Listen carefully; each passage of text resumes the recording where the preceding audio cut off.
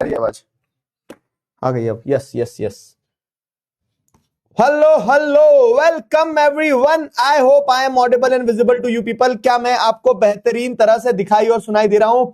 नमस्कार, स्वागत, वंदन, अभिनंदन आप सभी का आज के इस सेशन में। Am I audible and visible to you guys? बताओ। हाँ जी दोस्तों, दिखाई और सुनाई दे रहे हैं? बताओ।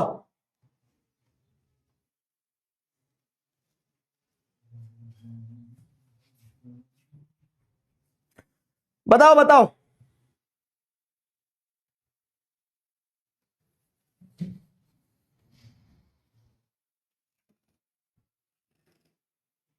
ठीक है।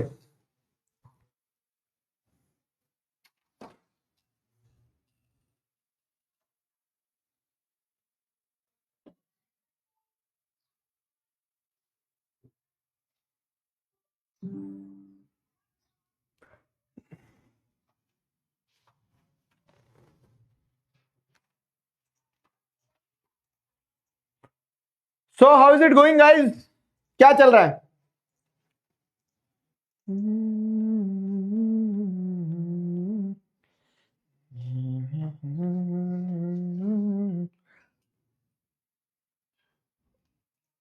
पतंग? अरे यार, मैं बता रहा हूं, दिल से पतंग उड़ाने का इतना मन था, आज इतना मन था, लेकिन आज जो मेरे साथ भागा दौड़ी हुई ना, क्या बताऊं मैं तुम्हें। कल मैं बाहर था, बाहर मतलब वो बुक फेयर वाले इवेंट में गया था ना, तो उस इवेंट के बाद में फिर क्या हुआ उसका व्लॉग आएगा, चिंता ना करो। तो फिर आना था वापस, फ्लाइट छूट गई, दूसरी फ्लाइट मिली, लेट पहुंचा, क्लास ऑफिस कंटेंट काम, और क्लास खत्म और दिन खत्म, मतलब 5 बज गई। तो 5 बज गई तो 5 बजे तो मुझे मेरे प्यारे प्यारे गुलू से मिलना था ना। तो दैट इज द स्टोरी। समझ गए? अब आ जाओ। So how is it going? क्या चल रहा है, कैसे चल रहा है?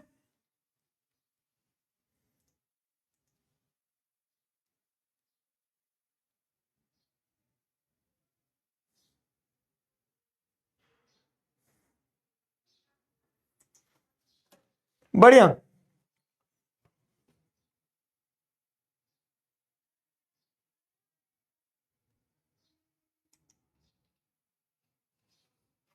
चलो,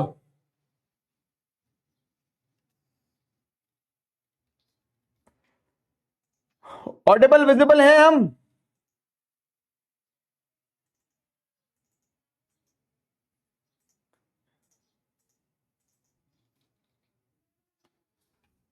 आ जाओ आ जाओ आ जाओ।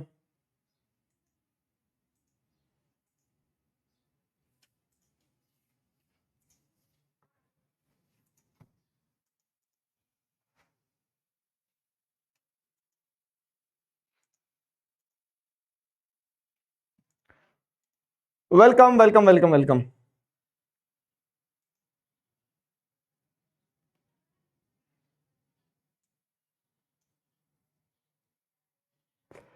तो गाइज, मकर संक्रांति की आप सभी को शुभकामनाएं। मैं ये उम्मीद करता हूं कि आप सभी लोगों के जीवन में जैसे उत्तरायण के बाद में एक क्या बोल सकते हैं ना, एक नया दौर शुरू होता है प्रकृति में, वैसा एक नया दौर शुरू हो, आपके एग्जाम्स बहुत अच्छे जाए, आप क्या कहते हैं ना कि आप सब कुछ वो जो सोच सकते हो, सब कुछ वो जो विश करते हो, सब कुछ वो जो पाना चाहते हो, वो हर चीज अचीव कर जाओ। ठीक है? तो मेरी ये शुभकामनाएं आपको ढेर सारी। क्लियर है?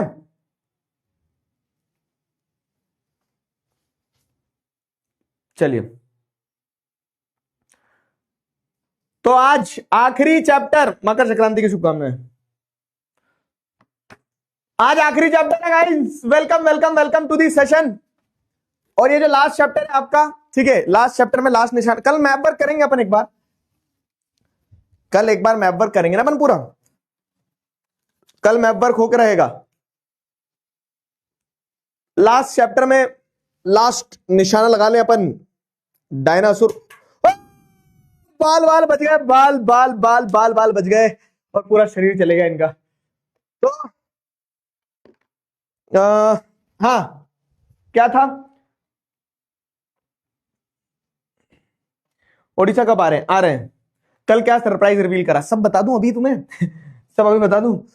तो manufacturing industries is the last chapter of geography. History के अपने सारे चैप्टर हो गए, इकोनॉमिक्स के सारे हो गए, सिविक्स के सारे हो गए, और ज्योग्राफी का आखिरी चैप्टर मैन्युफैक्चरिंग इंडस्ट्रीज है। मैप वर्क सारा, मतलब हिस्ट्री से सिर्फ एक ही चैप्टर का मैप वर्क आता है, और ज्योग्राफी के जो चैप्टर्स के मैप वर्क आ रहे हैं सारा का सारा मैप वर्क अपन कल करेंगे। कल आपको इंडिया के पॉलिटिकल मैप लेके आना है, 10-15 मैप लेके आना। अभी बता दे रहा हूं, कंजूसी मत करना, एक ही मैप के अंदर सब इधर उधर घिसी पिचर करोगे। तो 10-15 मैप लेकर आना है, ठीक है।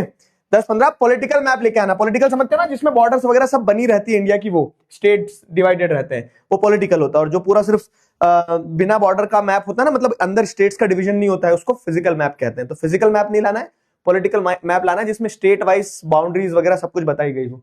ठीक, चलो आगे बढ़ते हैं। Manufacturing industries. मैन्युफैक्चरिंग इंडस्ट्रीज शब्द से आपको क्या समझ में आता है? ये चैप्टर आपको मिनरल्स एंड एनर्जी से कनेक्ट होता हुआ देखने को मिलेगा। ये चैप्टर आपको एग्रीकल्चर सेक्टर से कनेक्ट होता हुआ देखने को मिलेगा। क्यों? क्योंकि बेसिकली इंडस्ट्रीज भी ज्योग्राफी का एक एसेंशियल पार्ट है। क्योंकि इंडस्ट्रीज चलती कहां पे है? अगर आप देखेंगे तो सेकेंडरी सेक्टर क्या था, अपन ने पढ़ा था कि वो प्राइमरी से मटेरियल लेता है और प्रोसेस करता है, वो सेकेंडरी सेक्टर है। तो प्राइमरी से मटेरियल मतलब या तो वो एग्रीकल्चर सेक्टर से मटेरियल लेती है इंडस्ट्रीज, या तो वो मिनरल्स से मटेरियल लेती है, या तो एनर्जी रिसोर्सेज से मटेरियल लेती है, ठीक है। तो उस कंटेक्स्ट में इंडस्ट्रीज भी बहुत हद तक क्या होता है, नेचर पे डिपेंडेंट होती है। और इसीलिए आप देखोगे तो इंडस्ट्रियल ज्योग्राफी भी एक अपने आप में स्टडी का एस्पेक्ट है कि इंडस्ट्रीज कैसे ज्योग्राफी से इन्फ्लुएंस होती है, कहां इंडस्ट्री लगाना है। जैसे अपन ने देखा आयरन एंड स्टील इंडस्ट्री भी पढ़ेंगे अपन, तो आयरन स्टील इंडस्ट्री कहां लगाना है? जहां आयरन एंड स्टील के लिए रॉ मटेरियल अवेलेबल हो, ठीक है। जो जो चाहिए आयरन ओर से लगा के कोकिंग कोल तक। तो उस हिसाब से देखोगे तो जमशेदपुर में जो इंडस्ट्रीज लगी है, तो Jamshedpur is one of the best location for iron steel industry. तो इंडस्ट्री भी ज्योग्राफिकली इन्फ्लुएंस होती है। फाइन, तो बेसिकली वही सारी चीजें अपन यहाँ पे पढ़ने वाले हैं। सबसे पहला पॉइंट, मैन्युफैक्चरिंग से आपको क्या समझ में आता है? तो मैन्युफैक्चरिंग का मतलब क्या है कि production of goods in large quantities after processing from raw material to more valuable product is called manufacturing. कि आप रॉ मटेरियल को लेते हैं, प्रोसेस करते हैं और उसको एक फाइनल प्रोडक्ट बना देते हो, उसे मैन्युफैक्चरिंग कहा जाता है। सिंपल सीधी डेफिनेशन कि रॉ मटेरियल का फॉर्म चेंज करके उसको एक फाइनल प्रोडक्ट बनाना ही मैन्युफैक्चरिंग है। क्लियर हुआ? कितने बच्चों को क्लियर हुआ? रॉ मटेरियल का फॉर्म चेंज करके उसको एक फाइनल प्रोडक्ट बना देना ही मैन्युफैक्चरिंग है, ठीक है।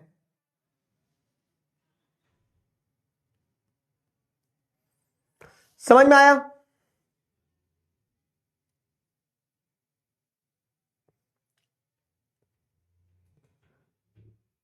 ओडिशा कब आओगे? आऊंगा। ओडिशा में क्या है, मतलब बच्चे हैं, मुझे पता है, मेरे बहुत सारे बच्चे, प्यारे बच्चे, ठीक है। और मैं पूरे देश में एक एक जगह पे जाऊंगा, लेकिन तुम जिस सोच के साथ बोल रहे हो ना, मैं सब तुम्हारी चाल समझता हूँ, ठीक है। तो आऊंगा, लेकिन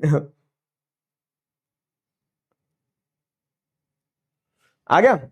रॉ मटेरियल मतलब क्या है कि जैसे मान लो आपको कॉटन इंडस्ट्री चलाना है, तो कॉटन इंडस्ट्री, कॉटन की शर्ट बनाना, तो कॉटन तो लाओगे ना, अब तो कॉटन रॉ मटेरियल हो गया। अब इसी हिसाब से जैसे देखिए, तो मैन्युफैक्चरिंग के डेफिनेशन के बाद में ये क्वेश्चन जो आपका एग्जाम में बार बार पूछा जाता है कि मैन्युफैक्चरिंग सेक्टर की इंपॉर्टेंस क्या है, what is the importance of manufacturing, क्यों मैन्युफैक्चरिंग महत्वपूर्ण है। तो 4 पॉइंटर्स हैं, और ये 4 पॉइंटर्स पे चांद, सितारे, फूल और शबनम लगा लो आप, ठीक है। इस पे क्वेश्चन बन के आता है। क्या क्वेश्चन बन के आता है कि why manufacturing sector is important, ठीक है। इंपॉर्टेंस ऑफ मैन्युफैक्चरिंग सेक्टर क्या है, तो उस तरह से सवाल आएगा, ठीक है, उस तरह से सवाल आएगा। तो अगर उस तरह से सवाल आएगा तो सवाल के लिए रेडी रहना।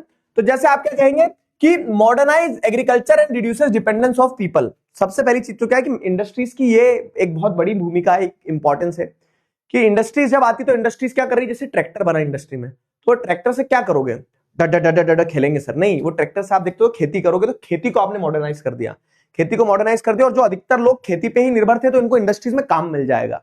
तो पहला इंपॉर्टेंस तो मैन्युफैक्चरिंग का यही है कि मैन्युफैक्चरिंग क्या करती है कि खेती को मॉडर्नाइज करके, ठीक है, डिपेंडेंस जो है लोगों के ऊपर है ना, खेती मतलब लोगों की जो डिपेंडेंस है खेती के ऊपर, ठीक है, and reduces the dependence of people on agriculture sector. तो जो लोग खेती के ऊपर निर्भर हो रहे हैं, उन लोगों की डिपेंडेंस थोड़ी कम हो जाती है, उनको दूसरे सेक्टर में काम मिल जाता है। जैसे मान लो कि पहले सिर्फ खेती ही कर सकते थे लोग, लेकिन अब इंडस्ट्रीज आ जाएगी तो खेती के साथ साथ वो इंडस्ट्रीज में काम भी कर सकते हैं। पहला एग्जांपल। दूसरा क्या है कि मैन्युफैक्चरिंग सेक्टर जो है, तो it eradicates unemployment and reduces regional disparities.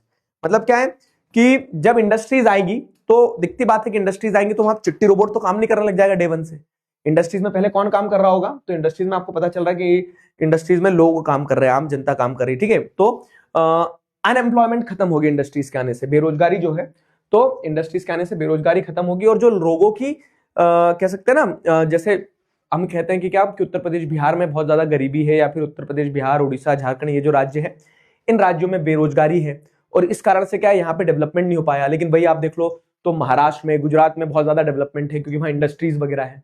तो जब इंडस्ट्रीज उत्तर प्रदेश बिहार झारखंड उड़ीसा इन राज्यों में भी आएगी तो यहाँ पे भी डेवलपमेंट होगा, है ना। तो यहाँ पे भी डेवलपमेंट होगा। तो जब यहाँ डेवलपमेंट होगा तो जो रीजनल डिस्पैरिटीज है ना, कि एक क्षेत्र में डेवलपमेंट हो गया दूसरे क्षेत्र में नहीं हुआ, वो रीजनल डेवलपमेंट जो है, आपको डिस्पैरिटीज जो है वो खत्म हो जाएंगे डेवलपमेंट के कारण। तीसरा के बाद में मतलब दूसरे बाद में तीसरा क्या है, exports brings much needed foreign exchange. Manufacturing industries का क्या फायदा है कि आपने मैन्युफैक्चरिंग इंडस्ट्रीज से क्या बनाया, आपके पास प्लास्टिक थी, प्लास्टिक से आपने अप्पू हाथी बना दिया। अब अप्पू हाथी को आपने क्या कर दिया, यूएसए पहुंचा दिया। चांद दे देंगे अप्पू हाथी के लिए, अप्पू हाथी को नहीं पहुंचा रहे, दूसरी चीज को पहुंचाते हैं। दूसरी चीज जैसे मान लो यूएसए चलेगी, तो आपने क्या किया, बाहर जब जाएगा कुछ भी सामान तो बाहर से पैसा आएगा, है ना। बाहर कोई भी सामान जाएगा तो वहां से पैसा आएगा। अब जब बाहर से पैसा आएगा तो उस पैसे से आपको क्या देखने को मिल रहा है, उस पैसे से आपको देखने को मिल रहा है कि डेवलपमेंट होगा, ठीक है। हमारे पास फॉरेन एक्सचेंज आएगा, बाहर का विदेश का पैसा आएगा। तो एक्सपोर्ट्स ब्रिंग्स फॉरेन एक्सचेंज, और एक्सपोर्ट तभी कर पाओगे जब इंडस्ट्रीज होगी। Encourages prosperity of country through higher value of finish goods. अब सिंपल चीज है कि आपके पास इंडस्ट्री नहीं थी तो आप सीधा का सीधा कॉटन बेच देते थे मार्केट में, लेकिन अब इंडस्ट्रीज आ गई तो आप क्या करते हो, उस कॉटन से कपड़ा बनाते हो और कपड़ा बेचते हो। तो कॉटन की कीमत कम रहेगी, लेकिन कॉटन से जब आपने इंडस्ट्रीज में कपड़ा बना लिया, शर्ट बना लिए, पैंट बना लिए, तो शर्ट और पैंट जब बेचोगे तो उसकी कीमत ज्यादा रहेगी, ठीक है। शर्ट और पैंट जब बेचोगे तो उसकी कीमत क्या रहेगी, ज्यादा रहेगी।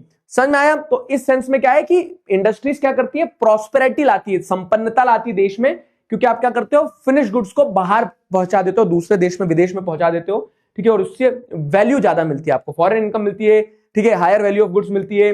अनएम्प्लॉयमेंट को खत्म करती है इंडस्ट्रीज, अनएम्प्लॉयमेंट खत्म होगी तो रीजनल डाइवर्सिटी जो डिस्पैरिटी जो है वो खत्म होगी। एग्रीकल्चर सेक्टर मॉडर्नाइज हो जाएगा और लोगों की जो डिपेंडेंस है, ठीक है, एग्रीकल्चर सेक्टर पे, वो डिपेंडेंस लोगों की खत्म हो जाएगी, कम हो जाएगी। तो ये सारे एडवांटेजेस हैं, ये मैन्युफैक्चरिंग सेक्टर के एडवांटेजेस हैं। क्लियर है? बताओ कितने बच्चों को एकदम समझ में आ गया कि इंपॉर्टेंस ऑफ मैन्युफैक्चरिंग क्या है? पोपलू है ना बेटा, पोपलू ओपलू सब है।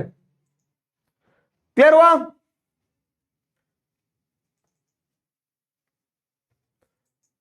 मैन्युफैक्चरिंग सेक्टर की इंपॉर्टेंस, है ना। तो इंपॉर्टेंस ऑफ मैन्युफैक्चरिंग में ये 4 पॉइंटर्स ध्यान रखना कि सबसे पहले वो एग्रीकल्चर सेक्टर को मॉडर्नाइज करता है और लोगों की जो डिपेंडेंस है एग्रीकल्चर सेक्टर पे वो कम करता है।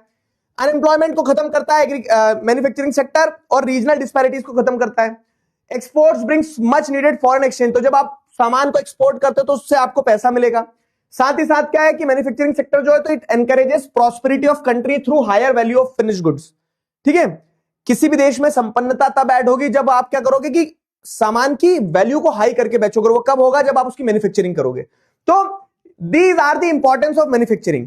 अब उसी हिसाब से अगर हम देखें तो manufacturing sector plays a very important role. ये इकोनॉमी की स्थिति को दर्शाता है कि जिस देश में, जैसे चाइना है, तो चाइना आज पावरफुल क्यों है पता है? क्योंकि चाइना में मैन्युफैक्चरिंग होती है बहुत ज्यादा। कैसे मैन्युफैक्चरिंग होती है? इंडस्ट्रीज बहुत सारी है, तो चाइना इंडस्ट्रीज में सामान बनाता है, तो 4 रुपए के रॉ मटेरियल को लेकर 10 रुपए का सामान बनाता है, 6 रुपए का प्रॉफिट कमाता है, ठीक है। तो इस सेंस में इकोनॉमिक स्ट्रेंथ जो है वो किसी भी कंट्री की आपको पता लगती है वहां की इंडस्ट्रीज से, ठीक है। तो अब उसके बाद में अगर आगे बढ़े तो इंडस्ट्रीज जो है ना, industries are not exclusive of agriculture. या फिर इसको सवाल को ऐसे बना दूं मैं कि कैसे इंटरडिपेंडेंस है एग्रीकल्चर और इंडस्ट्रीज के आपस में, कैसे इंडस्ट्रीज और एग्रीकल्चर दोनों आपस में जुड़े हुए हैं। किसी भी तरह से सवाल पूछा जाए, किसी भी तरह से सवाल पूछा जाए तो यहां पे आपको देखने को मिलता है कि एग्रीकल्चर और इंडस्ट्री दोनों मूव्स हैंड इन हैंड, क्यों? ऐसा एक सवाल बनता है। तो दूसरा चांद सितारे फूल और शबनम वाला एक क्वेश्चन बताऊं मैं तुम्हें, तो जो क्वेश्चन आना ही है एग्जाम में वो क्या है कि how agriculture industry are not exclusive to each other, how agriculture and industry are interdependent on each other. तो यहां पे आपको क्या लिखना है कि agriculture and industry goes hand in hand because, simple चीज है, इंडस्ट्रीज को चलने के लिए रॉ मटेरियल चाहिए। जैसे कॉटन इंडस्ट्री है या फिर आयरन, कॉटन इंडस्ट्री के अलावा जैसे शुगर इंडस्ट्री है, तो इन इंडस्ट्रीज को चलने के लिए रॉ मटेरियल तो चाहिए रहेगा ना। तो रॉ मटेरियल कहां से आएगा? खेतों में से आएगा। तो agriculture gives raw material to industries. और एग्रीकल्चर को इंडस्ट्रीज कैसे फायदा देती है? तो अब जैसे अगर आप देखोगे while industries give tools, fertilisers etcetera and by products from farmers, तो क्या होता है, और इंडस्ट्रीज जो है तो वो एग्रीकल्चर को ऐसे मदद करती है कि ट्रैक्टर हो गया, टूल्स हो गए, मशीनरी हो गए, वो सब इंडस्ट्री में ही बनते हैं और उससे एग्रीकल्चर को फायदा होता है। साथ ही क्या होता है, अब एग्रीकल्चर को फायदा होता है और एग्रीकल्चर सेक्टर को जो जो चीजें चाहिए रहती है, पाइप वगैरह ये सब, तो वो इंडस्ट्रीज से बन के जाएंगे, और क्योंकि एग्रीकल्चर सेक्टर को भी वो चीज चाहिए तो इंडस्ट्रीज उनको वो चीज देती है।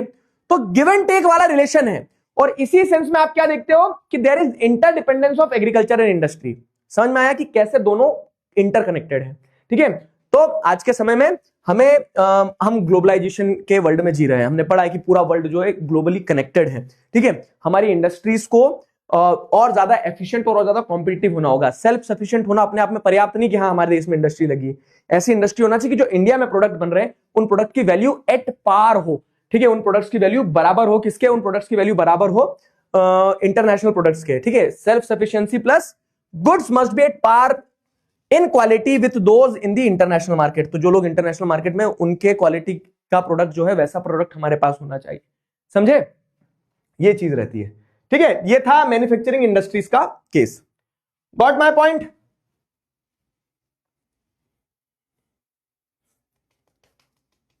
क्लियर हुआ? बताओ, तो इस सवाल का जवाब दो। Agriculture and industry moves hand in hand, industrial development is precondition for eradication of unemployment and poverty from the country. बताओ, 2023 का क्वेश्चन है,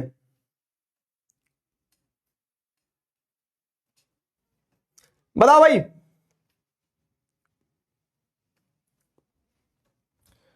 जल्दी बताओ, एमसीक्यू पूछा है, ऐसा कोई सवाल नहीं पूछ लिया मैंने तुमसे कि रमेश की मां के 4 बच्चे, तो पहले का नाम 1 रुपया, दूसरे का नाम 2 रुपया, तीसरे का नाम 5 रुपया, तो बताओ चौथे का नाम क्या। ऐसा सवाल नहीं पूछा मैंने तुमसे, मैंने तुमसे सिंपल सवाल पूछा है। क्या सवाल पूछा है कि agriculture industry moves hand in hand, एक असर्शन दिया है, ठीक है, और दूसरा रीजन दिया है, तो अब आपको बताना है कि क्या होगा। अरे अभी कहीं नहीं जा रहा हूं, कल और क्लास है तुम्हारी मैप वर्क की। इसका आंसर दे रहे हैं कि सर चौथे का नाम रमेश है, इसका आंसर कोई नहीं दे रहा अभी भी।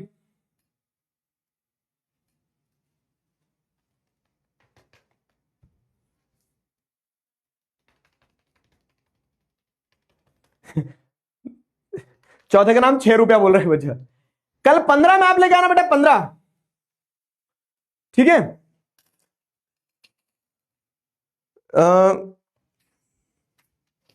लिख, ठीक है।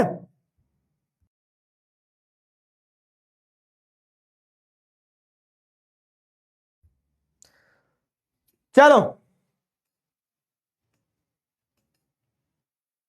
हो गया।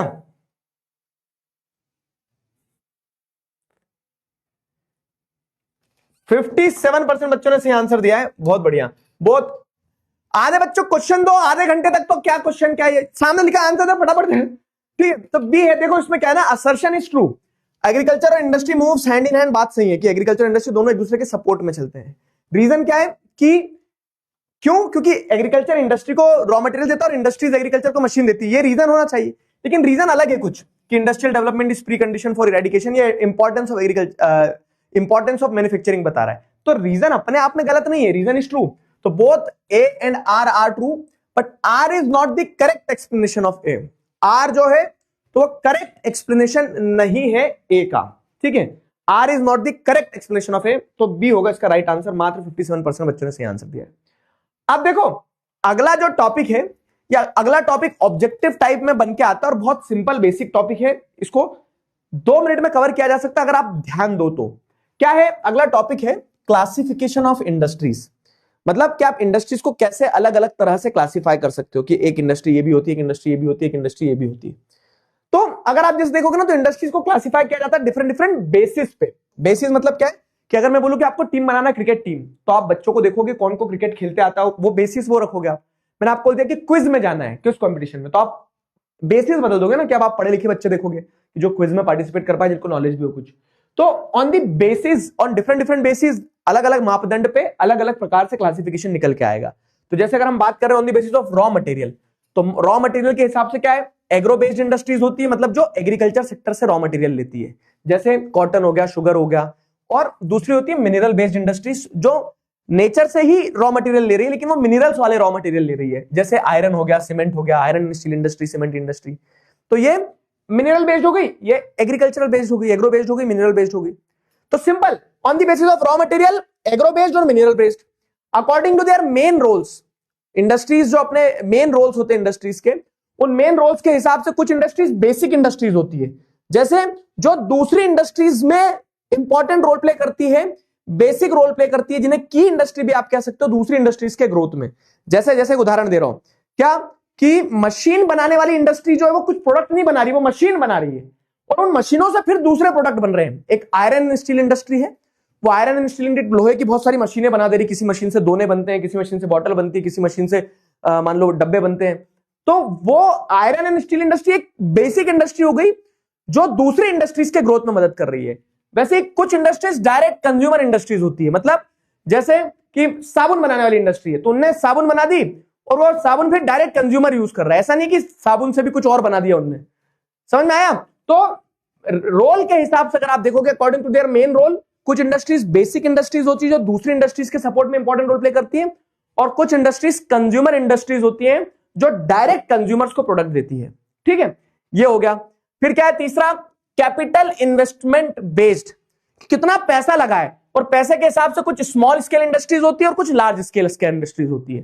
ठीक है, 1 करोड़ से नीचे वाली स्मॉल स्केल और 1 करोड़ से ऊपर वाली लार्ज स्केल इंडस्ट्रीज, पैसे के हिसाब से। On the basis of ownership, मालिक कौन है, तो मालिक के हिसाब से कुछ पब्लिक सेक्टर इंडस्ट्रीज होती है जिनके मालिक कौन है, सरकार। ठीक है, तो जो सरकार के अंडर में जैसे रेलवेज वगैरह, वो पब्लिक सेक्टर इंडस्ट्रीज हो गई। कुछ प्राइवेट सेक्टर इंडस्ट्रीज होती है जिनके मालिक प्राइवेट पीपल है, जैसे रिलायंस हो गया, टाटा हो गया, तो जिनके प्राइवेट ओनर्स है ना, तो वो प्राइवेट सेक्टर इंडस्ट्रीज हो जाती है। फिर ज्वाइंट सेक्टर इंडस्ट्रीज कौन सी होती है, तो ज्वाइंट सेक्टर इंडस्ट्रीज वो इंडस्ट्रीज होती है जो क्या है, ज्वाइंटली ओन्ड रहती है। ज्वाइंटली ओन्ड मतलब क्या होता है, ज्वाइंट सेक्टर इंडस्ट्रीज में जैसे देखेंगे कि गवर्नमेंट ने और प्राइवेट प्लेयर ने हाथ मिला लिए, जैसे मारुति उद्योग लिमिटेड हो गया।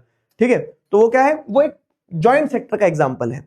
और कोऑपरेटिव सेक्टर की इंडस्ट्रीज होती है जिसमें कोई एक मालिक नहीं है, जितने भी सप्लायर्स है ना वो खुद ही उसके मालिक होते हैं। जैसे अमूल, अमूल क्या है, कोऑपरेटिव इंडस्ट्री है कि सारे मिल्क प्रोड्यूसर जो है वो दूध लेके आते हैं और सब अपने अपने दूध को जितना, मतलब जो जितना जितना दूध लेके आता है उसको उतना उतना पैसा मिल जाता है। तो कोई एक मालिक नहीं है कोऑपरेटिव में, जो सप्लायर्स और रॉ मटेरियल प्रोवाइडर्स होते हैं वही ओनर्स होते हैं, वो एक तरह से स्टेक होल्डर हो जाते हैं। तो ओनरशिप के हिसाब से पब्लिक, प्राइवेट, जॉइंट और कोऑपरेटिव सेक्टर की इंडस्ट्री होगी। और लास्ट है on the basis of weight, weight of what, weight of raw material या फिर वेट ऑफ फिनिश प्रोडक्ट। तो उस इंडस्ट्री में जो सामान लगता है या फिर सामान बन के जो आता है, तो उसका वेट अगर बहुत ज्यादा भारी होता है तो हैवी इंडस्ट्रीज होती है, जैसे जो आयरन स्टील इंडस्ट्रीज है जहां मशीनरीज वगैरह बनती है, तो वो मशीनरीज वगैरह बनती है तो वो हैवी इंडस्ट्रीज की कैटेगरी में आएगी। और कुछ इंडस्ट्रीज लाइट इंडस्ट्रीज होती है, जैसे कि क्या है, इलेक्ट्रॉनिक्स वगैरह वाली इंडस्ट्री जो है, ठीक है, जो जैसे चिप बना रही है छोटी छोटी जो इंडस्ट्रीज, तो वो लाइट वेट इंडस्ट्रीज होगी। तो कुल मिला के अगर आप जैसे देखोगे तो अगर आप बेसिस बदलोगे तो अलग अलग क्लासिफिकेशन निकल के आ जाएंगे। रॉ मटेरियल के हिसाब से agro based, mineral based, main role के हिसाब से बेसिक इंडस्ट्रीज और consumer industries, on the basis of capital investment small scale industries, large scale industries, on the basis of ownership public, private, joint sector industries, cooperative sector industries, on the basis of weight, weight अगर देखेंगे वजन के हिसाब से light heavy industries होती है और light industries होती है। अब आपको बताओ कि क्लासिफिकेशन में कोई डाउट है, different different type of industries अपन ने पढ़ी, तो is there any doubt in the classification of industries, बताओ। हाँ जी, पोपलू कहां है सर, मैं बता रहा हूं पोपलू। तुम तो छुट्टी में थे ना उस दिन, पिकाचू ने रेनकोट पहन लिया, इसका आज से नाम पोपलू है। संदीप भैया ने तो बोल रहे हैं कि नया सदस्य कहां से आ गया। ठीक है, पोपलू आज खुश है, देखो स्माइल कर रहा है पोपलू। चलो भाई,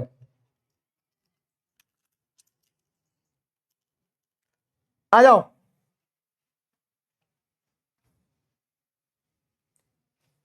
जॉइंट सेक्टर में क्या होता है ना, जहां पे पब्लिक और प्राइवेट दोनों एक साथ आके हाथ मिला लेते हैं, पब्लिक और प्राइवेट दोनों एक साथ आके हाथ मिला लेते हैं, वो जॉइंट सेक्टर इंडस्ट्रीज होती है।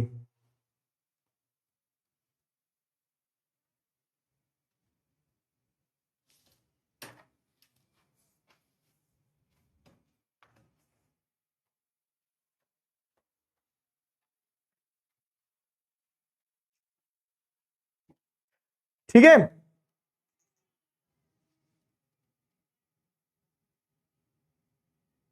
पतंग नहीं उड़ाई यार, नहीं उड़ा पाया यार। मेन रोल मतलब क्या होता है ना, कुछ इंडस्ट्रीज ऐसी होती है according to their main role कि वो क्या रोल प्ले करती है। डायरेक्ट कंज्यूमर्स के लिए प्रोडक्ट बनाई तो कंज्यूमर इंडस्ट्रीज। अब जैसे आयरन स्टील इंडस्ट्रीज आयरन और स्टील बनाती है, उस आयरन से कहीं मशीन बनती है, उस आयरन से कहीं घर बनते हैं, उस आयरन से कहीं कुछ बनता है, तो वो बेसिक इंडस्ट्री हो गई, समझे? क्लियर है?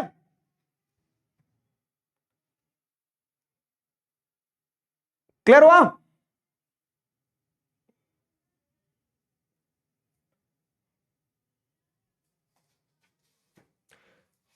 मकर संक्रांति के दिन आज मेरी पतंग कट गई।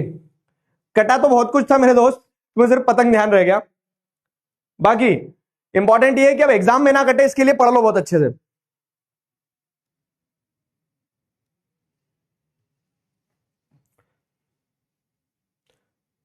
चलो लीडर बोर्ड पढ़ेंगे।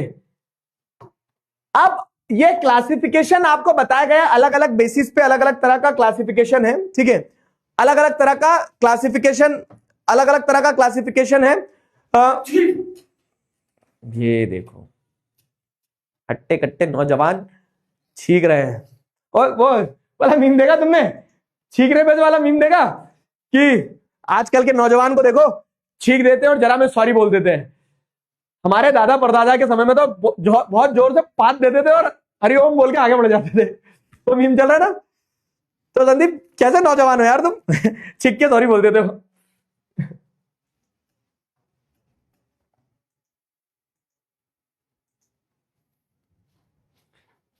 चलो क्लियर हुआ?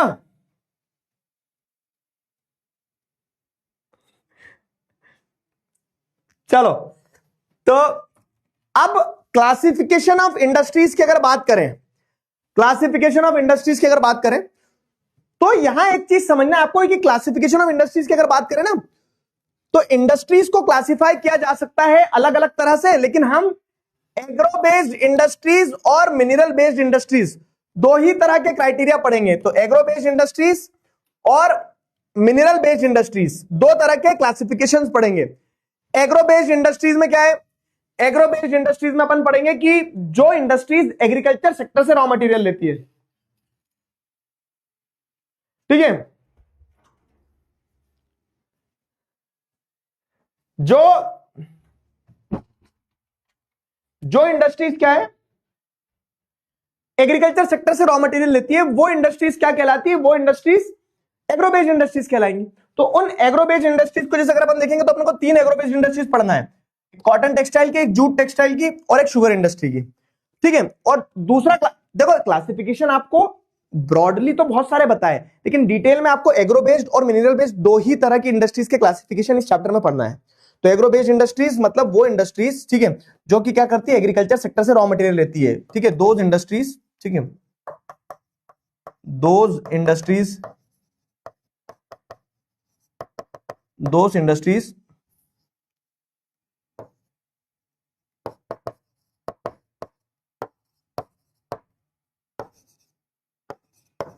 those industries which get their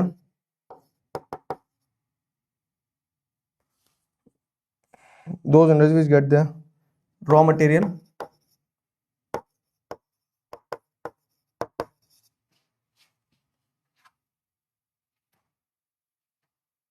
from agriculture sector, है ना। तो उस आधार पर आप देखोगे तो एग्रीकल्चर सेक्टर से जिनको रॉ मटेरियल मिल रहा है तो ऐसी कुछ टेक्सटाइल इंडस्ट्रीज होती है जैसे कि cotton textile and jute textile, ठीक है, क्योंकि कॉटन कहां मिलता है, कॉटन आपको खेतों में ही ग्रो होते देखने को मिलता है। आप ये मत सोचना कि खेत में शर्ट लटक रहे हैं, हाँ सर हमने देखे हैं खेत में इस पे शर्ट लटके रहते हैं, वहीं से आते क्या शर्ट, नहीं बाबू, वो तो क्या ना, वो पुतला बनाया जाता ताकि जानवर वगैरह को लगे कोई खेत में खड़ा है तो फसलें खराब ना हो, ठीक है। क्या बोलते हैं यार उसको, इंग्लिश में कुछ बोलते हैं वो जो ऐसे पुतले बनाते हैं खेत में। पुराने मूवी के जो हॉरर शोज वगैरह मूवीज आती थी, हॉरर मूवीज, तो उसमें ये रहता है कि वो पुतले के अंदर जान आ जाती, बस वही भूत होता है। और तो खेतों में क्या है, कॉटन लगता है, उस कॉटन बॉल को निकाला जाता है, उससे धागा बनता है, धागे से फिर क्या बनते हैं, शर्ट बनते हैं। तो बेसिकली शर्ट इंडस्ट्री में बन रहा है, लेकिन उस इंडस्ट्री को चलाने के लिए जो रॉ मटेरियल है वो कॉटन टेक्सटाइल से आ रहा है, वैसे ही जूट टेक्सटाइल से आता है। तो अगर हम टेक्सटाइल इंडस्ट्रीज की बात करें ना कंट्री में, तो कंट्री के अंदर टेक्सटाइल इंडस्ट्री जो है, जो कि एक एग्रो बेस्ड इंडस्ट्री है, it occupies a very unique position. हमारे देश में एक बहुत यूनिक पोजीशन ऑक्यूपाई करती है कॉटन टेक्सटाइल इंडस्ट्री, ठीक है। Very unique position is being occupied by the cotton textile industry in our country, ठीक है। तो it contribute significantly to industrial production. Cotton textile industries जो है वो बहुत सिग्निफिकेंटली हमारे इंडस्ट्रियल प्रोडक्शन में कंट्रीब्यूट करती है। कैसे सिग्निफिकेंटली हमारे इंडस्ट्रियल प्रोडक्शन में कंट्रीब्यूट करती है कि कॉटन टेक्सटाइल इंडस्ट्री आपको देखने को मिलता है कि जो कॉटन टेक्सटाइल इंडस्ट्री है, तो आपको देखने को मिलेगा कि वो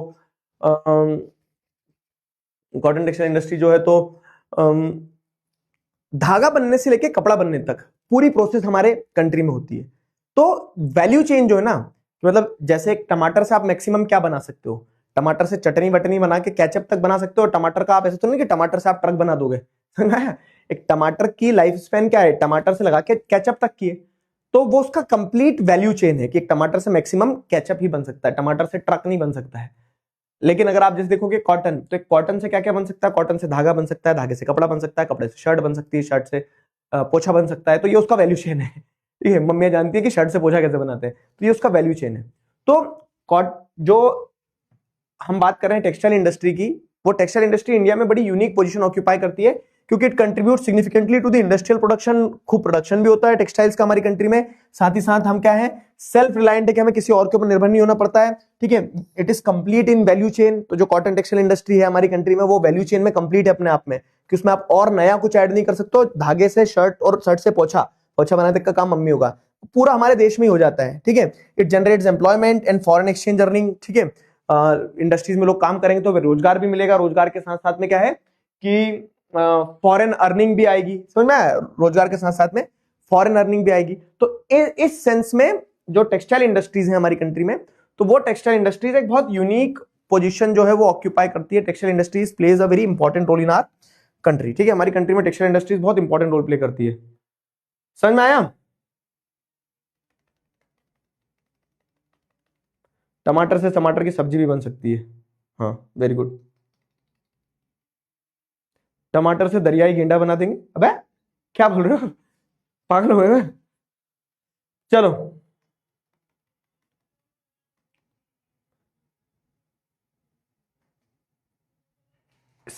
स्कैर क्राउ, हाँ ये ऐसे कुछ कहते हैं उसको।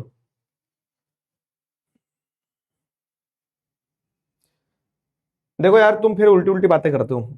अब एक बच्चा लिख रहा है क्या कि सर पढ़ने में मन नहीं लगता है। जहां तुम्हारा मन लगा था वहां कुछ हो नहीं पाया, तो अब पढ़ लो, पढ़ने में लगाना पड़ेगा ना मेरे दोस्त, पढ़ते क्यों नहीं हो? चलो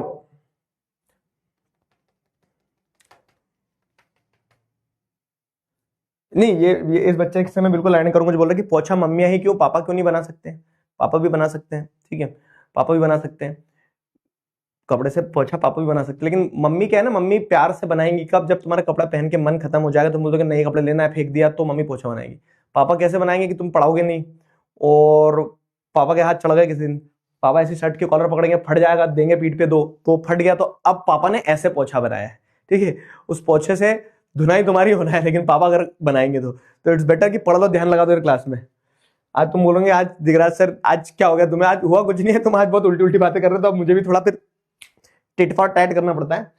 तो एग्रो बेस्ड इंडस्ट्रीज की अगर बात करें, तो एग्रो बेस्ड इंडस्ट्रीज में बेसिकली एग्रीकल्चर सेक्टर से जिसको रॉ मटेरियल मिलता है, और एक टाइप ऑफ इंडस्ट्री है टेक्सटाइल इंडस्ट्री, मतलब जहां कपड़ा बनता है। तो कपड़ा कॉटन टेक्सटाइल में भी बनता है, जूट टेक्सटाइल में भी बनता है, ठीक है, दोनों एग्रो बेस्ड इंडस्ट्रीज में आएगा।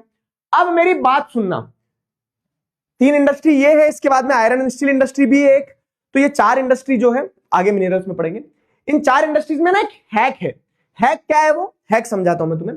इन 4 इंडस्ट्रीज में हैक ये है बाबू कि आपको ये देखना है बस कि हर इंडस्ट्री का कोई यूनिक पॉइंट होगा, हर इंडस्ट्री का लोकलाइजेशन का कुछ पॉइंट होगा।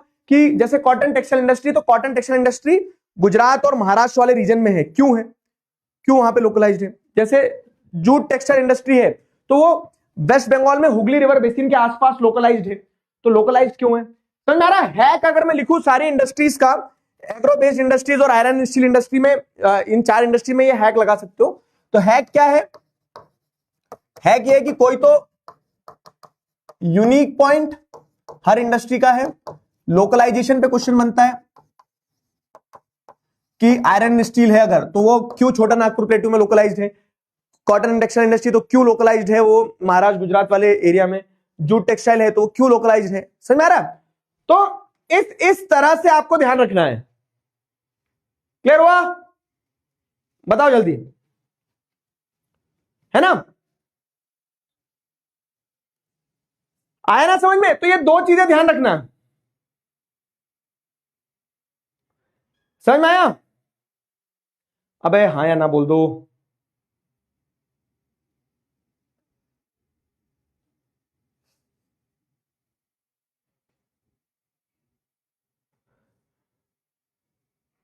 चलो अब अगर अपन आगे बढ़े तो कॉटन टेक्सटाइल्स की अगर हम बात करें, तो कॉटन टेक्सटाइल्स की अगर बात की जाए तो localisation in Maharashtra and Gujarat, तो सबसे पहला तो सवाल ये आता है कि अधिकतर कॉटन टेक्सटाइल इंडस्ट्रीज जो है हमारी कंट्री में, तो कॉटन टेक्सटाइल इंडस्ट्रीज महाराष्ट्र और गुजरात में क्यों है? क्योंकि उसके पीछे का कारण ये है। देखो रीजन ये मिल गया। क्वेश्चन अगर आता है, ये क्वेश्चन आएगा एग्जाम में, why most of the countries in Maharashtra, why most of the cotton textile industries are localised in Maharashtra and Gujarat.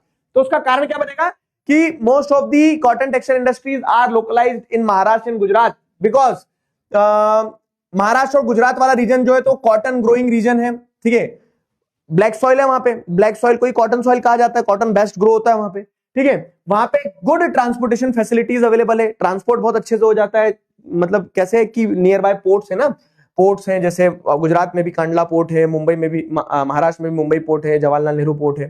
साथ ही साथ क्या है कि कॉटन को ग्रो होने के लिए मॉइस्ट क्लाइमेट चाहिए रहता है, नमी, समुद्र के पास होने के कारण दोनों ही राज्यों में नमी बनी रहती है। फ्रॉस्ट फ्री क्लाइमेट चाहिए रहता है कॉटन को, तो वो moist climate, frost free climate आपको मिल जाएगा महाराष्ट्र और गुजरात में। ठीक है, cheap labour in the near by adjacent areas, population ज्यादा है मुंबई वगैरह में, तो सस्ती लेबर मिल जाती है जो इंडस्ट्रीज में काम करेगी।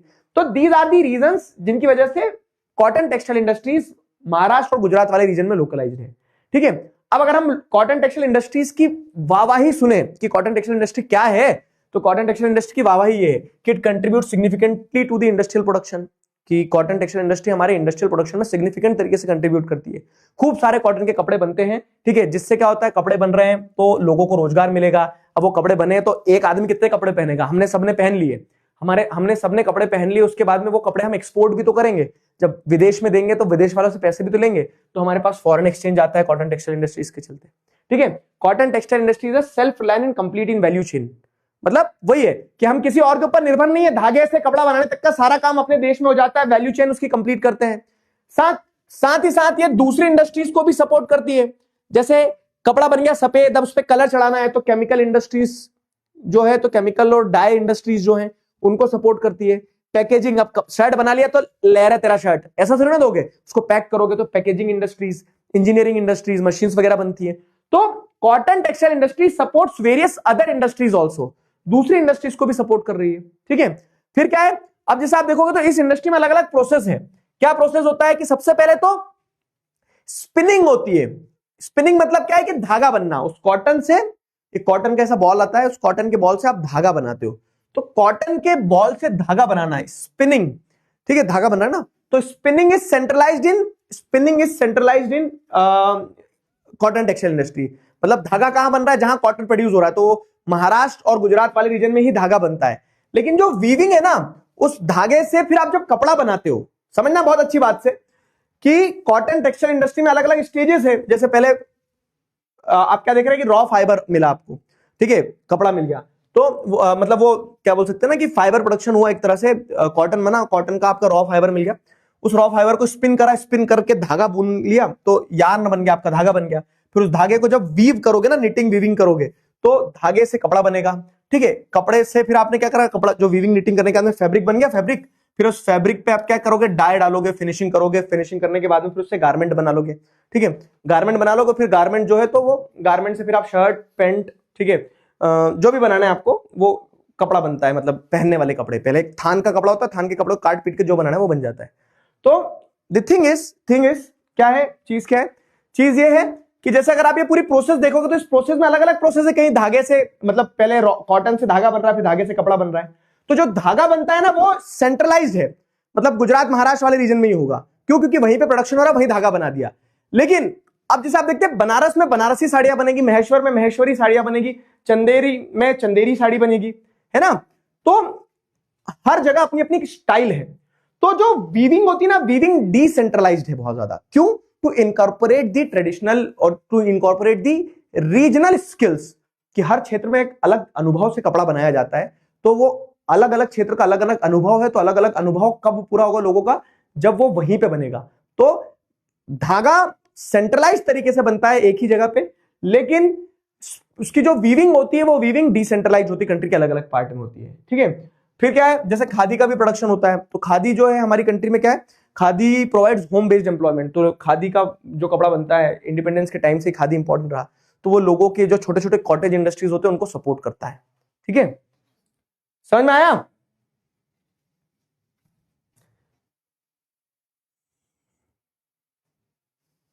हाँ, जैसे एक बच्चा लिख रहा है कि मेरे मम्मी पापा कपड़े बनाते हैं लेकिन वो पंजाब से बनाते हैं, तो वीविंग पंजाब में हो रही है। ठीक है, बनारस में बनारसी साड़ियां हो तो गई। महेश्वर आ जाओ, महेश्वर जा चुका हूं मैं। साड़ी तो पहनता नहीं हूं ना, तो महेश्वरी साड़ी दोगे कि मुझे? तो देख रहा सर, महेश्वर आ जाओ, महेश्वरी साड़ी देंगे तुम्हें।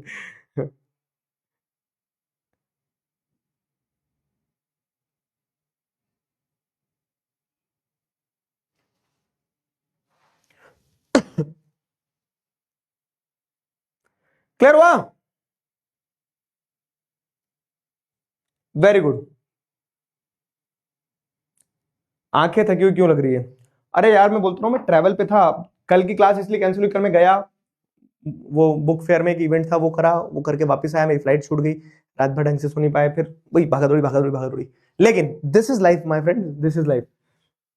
तो कॉटन टेक्सटाइल क्लियर हुआ? जल्दी बताओ मुझे। तो हम अगर एग्रो बेस्ड इंडस्ट्रीज पढ़ रहे हैं, तो एग्रो बेस्ड इंडस्ट्रीज में ध्यान रखना, मैंने आपको बताया। तो यूनिक पॉइंट्स ये हो गए कॉटन टेक्सटाइल के, और लोकलाइजेशन का रीजन ये हो गया। वैसे ही जूट टेक्सटाइल की अगर बात करें, जूट क्या होता है पता है? जूट अभी तुम्हें समझ में आएगा। देखो, किडनैपिंग के वीडियोस देखे हैं बचपन में, और डर भी लगता था कहीं हमें ऐसे कोई किडनैप ना कर ले। तो वो जो बच्चों को बैग के अंदर भरते हैं ना, एक बोरे के अंदर, वो जो बोरा रहता है खाकी कलर का, वाह वाह, बस वही जूट है। ठीक है, तो जूट भी टेक्सटाइल ही है, क्योंकि वो जूट जो है वो नेचुरली एक क्रॉप के फॉर्म में प्रोड्यूस होता है, और उस जूट को फिर प्रोसेस करके, जैसे अगर आप देखोगे तो जूट की चटाइयां बनती हैं, जो मैट्स बनती हैं, जूट के आर्टिफैक्ट्स बन जाते हैं, जूट के वो गनी बैग्स बनते हैं, वो बोरे बनते हैं जिनके अंदर बच्चों भर लिया। ठीक है, ग्रेन्स स्टोर किए जाते हैं उन गनी बैग्स के अंदर, ताकि ग्रेन्स खराब ना हो, नेचुरली उसके अंदर स्टोर रहते हैं ना। तो ऐसा ही जूट भी एक इंपॉर्टेंट टेक्सटाइल है। अब अगर हम बात करें तो जूट जो है तो एक्सपोर्ट ओरिएंटेड इंडस्ट्री है। तो जैसे अगर आप देखोगे तो जूट प्रोड्यूस होता है हमारी कंट्री में बहुत, और हम खुद इंडस्ट्री में उसको फैब्रिक भी बनाते हैं और एक्सपोर्ट भी करते हैं। अब जूट इंडस्ट्री के साथ में केस क्या है ना, कि it is a labour intensive and location specific industry, क्योंकि पूरा काम पहले खेती होगी, खेती से रॉ मटेरियल निकल के आएगा, और रॉ मटेरियल निकल के आने के बाद में उस रॉ मटेरियल को बहुत लेबर इन्वॉल्व रहती है, हाथ से काटना, छाटना, साफ करना। और उसके बाद में क्या है कि वो जूट कहीं भी प्रोड्यूस नहीं हो जाएगा। आप बोलो आपके छत पे हो जाए, नहीं, उसको बहुत ज्यादा बारिश चाहिए उस फसल को, और बारिश के साथ साथ में क्या चाहिए कि टेम्परेचर भी मॉइस्ट चाहिए, और पानी फर्टाइल सॉइल भी चाहिए। तो बहुत नखरीली क्रॉप होती है जूट की क्रॉप, और इसी कारण से जूट की इंडस्ट्री लोकेशन स्पेसिफिक है और लेबर इंटेंसिव है। और इंडिया जो है ना, तो India is the largest producer of raw jute and the second largest producer exporter after Bangladesh. तो बांग्लादेश में भी जूट बहुत प्रोड्यूस होता है, क्योंकि वो पूरा ही रीजन जो है ना, गंगा और जो रिवर्स है हमारी, पद्मा और जमुना और मेघना, तो वो सारी नदियों के पास वाला जो एरिया है वो वैसे ही है, खूब पानी, फर्टाइल सॉइल, मॉइस्ट क्लाइमेट, तो इसीलिए जूट कल्टीवेशन वहां बहुत होता है। तो बिफोर इंडिपेंडेंस तो हम सब एक ही थे, बिफोर इंडिपेंडेंस तो हम सब एक ही थे। इंडिपेंडेंस के बाद में बांग्लादेश के पास में बहुत सारा जूट प्रोड्यूसिंग एरिया चले गया था, तो बांग्लादेश के पास एरिया चले गया, इंडस्ट्री गई नहीं, तो वो खाएंगे क्या जूट को? तो इसीलिए इंडिया क्या है, second largest exporter of raw jute है आफ्टर बांग्लादेश। क्यों? क्योंकि बांग्लादेश सारा का सारा जूट प्रोड्यूस करके एक्सपोर्ट कर देता हमें। ठीक है, और हम उस जूट का फिर क्या करते हैं, हम उस जूट का कह सकते हैं कि वो बनाते हैं, प्रोडक्ट्स वगैरह बनाते हैं। ठीक है, mills mainly in West Bengal along the river Hooghly. अधिकतर जो जूट टेक्सटाइल में जो जूट मिल्स है ना, वो हुगली रिवर के आसपास है। क्यों है? तो अगेन लोकलाइजेशन वाला पॉइंट आ गया, हुगली रिवर वेस्ट बंगाल के पास क्यों है जूट टेक्सटाइल मिल्स?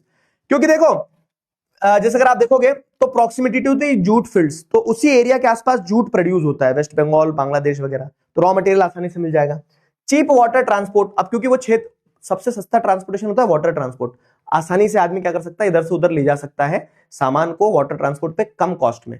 तो अब क्योंकि इंडस्ट्री चलाना है तो आपको ट्रांसपोर्ट करना पड़ेगा, और वहां पानी अवेलेबल है तो नदियों पे वाटर ट्रांसपोर्ट सस्ता पड़ेगा। ठीक है, excellent rail road waterways, abundant water, jute को प्रोसेस करने के लिए पानी चाहिए रहता है तो पानी भी पर्याप्त मिल जाएगा। चीप लेबर, लेबर भी सस्ती मिल जाएगी वहां पे। ठीक है, चीप लेबर। अर्बन फैसिलिटीज, आपको बहुत सारी शहरी सुविधाएं मिल जाएंगी। ठीक है, तो there are many urban facilities around these cities, जैसे वेस्ट बंगाल में कोलकाता वगैरह हो गया ना, तो अर्बन फैसिलिटीज मिल जाएंगी जहां पे बैंकिंग, पोर्ट्स वगैरह सब आ जाएगा। तो इस तरह से जैसे अगर आप देखेंगे तो ये रीजन है कि why most of the industries are localised around river Hooghly. Jute industries वहां क्यों लोकलाइज्ड है? पहली मिल जो जूट मिल स्टैब्लिश हुई थी वो रिशिरा नियर कोलकाता में हुई थी 1855 में। ठीक है, तो ये आपके जूट टेक्सटाइल का हो गया। अब आपको एक चीज ध्यान रखना है कि जब पार्टीशन हुआ था, मैंने बताया, तो most of the jute growing areas went to Bangladesh. तो जूट ग्रो करने वाला क्षेत्र बांग्लादेश में चले गया और इंडस्ट्रीज हमारे पास रह गई। तो फिर बांग्लादेश हमें ही एक्सपोर्ट करता रहा वो रॉ जूट, क्योंकि वो उनके पास इंडस्ट्री नहीं है, खाएंगे तो है नहीं जूट को। तो ऐसा केस बना। ठीक है, तो ये आपका क्या क्या हो गया, कॉटन टेक्सटाइल इंडस्ट्रीज हो गया, जूट टेक्सटाइल इंडस्ट्रीज हो गई, दो एग्रो बेस्ड इंडस्ट्रीज हो गई, दोनों मिला के टेक्सटाइल इंडस्ट्रीज है। और भी टेक्सटाइल इंडस्ट्री जैसे सिल्क, तो सिल्क क्या है, लेकिन वो एग्रो बेस्ड, मतलब आप कह सकते हो कि प्राइमरी इंडस्ट्रीज का पार्ट ही है। क्यों? क्योंकि सिल्क भी है ना, सिल्क वॉर्म को पाला जाता है, और सिल्क वॉर्म के पालने को आप सेरिकल्चर कहते हो। 1 मार्क्स में इंपॉर्टेंट क्वेश्चन हो जाता है। ठीक है, लेकिन वो पेड़ पे नहीं लगता है, बस इतना ध्यान रखना है। ठीक है, सिल्क वॉर्म्स जो होते हैं तो कुकून को निकाल के फिर रेशम बनती ना, तो वो भी टेक्सटाइल इंडस्ट्री का ही पार्ट है। तो ये हमने कॉटन टेक्सटाइल और जूट टेक्सटाइल पढ़ ली, एग्रो बेस्ड इंडस्ट्री है दोनों। और ऐसी ही एक और एग्रो बेस्ड इंडस्ट्री कौन सी है, शुगर इंडस्ट्री। शक्कर जो बनती है ना, शक्कर, तो शक्कर कैसे बनेगी? शक्कर बनती है भाई साहब, गन्ना होता है ना, गन्ना देखा है, गन्ना ऐसे डंडा होता है, देखा ही होगा, नहीं देखा होगा तो तुम्हें रिजल्ट के बाद पता चल जाएगा गन्ना कैसा होता है, पढ़ेंगे सलपट अगर पढ़ोगे नहीं तो शुगर इंडस्ट्री की अगर बात करें तो शुगर इंडस्ट्री आपको देखने को मिलती है कहां पे? शुगर इंडस्ट्री आपको देखने को मिलती है इंडिया में। ठीक है, और ये शुगर इंडस्ट्री जो है तो इनको एग्रो बेस्ड क्यों कह रहे हैं? क्योंकि शुगर इंडस्ट्री का रॉ मटेरियल शुगर केन है, जो कि एक एग्रीकल्चरल प्रोडक्ट है। क्लियर हुआ? तो इट यूजेस शुगर केन, जो कि एक बल्कि रॉ मटेरियल है। अब शुगर केन कैसा है, ऐसा थोड़ी ना कि जेब में रख के ले आओगे, आपको ट्रक में ठूसना पड़ते हैं पूरे गन्ने शुगर केन को काट के, और वो ट्रक भर के जाता है इंडस्ट्री में, और इंडस्ट्री में जाने के बाद में उस गन्ने की चर्निंग होती है, उसमें से जूस निकाला जाता है, उस जूस से फिर शक्कर बनती है। तो आप क्या कहोगे कि इट इज अ बल्कि रॉ मटेरियल इंडस्ट्री। ठीक है, और साथ ही साथ ये सीजनल इंडस्ट्री है। सीजनल इंडस्ट्री का मतलब क्या है कि जब हार्वेस्ट होगी शुगर केन, ऐसा नहीं कि बचा के रख लिया बाद में इसमें जूस निकाल लेंगे, जितना आप डिले करोगे वो शुगर केन उतना क्या होते जाएगा, उसके अंदर का जूसीनेस कम होते जाएगी, और उसके अंदर से मतलब जैसे आप देखना, आपके घर में कभी गन्ने आए ना, तो वो गन्ने को 1 महीने तक रखे रखना, तो धीरे धीरे सूखते जाएगा, लकड़ी बनता जाएगा।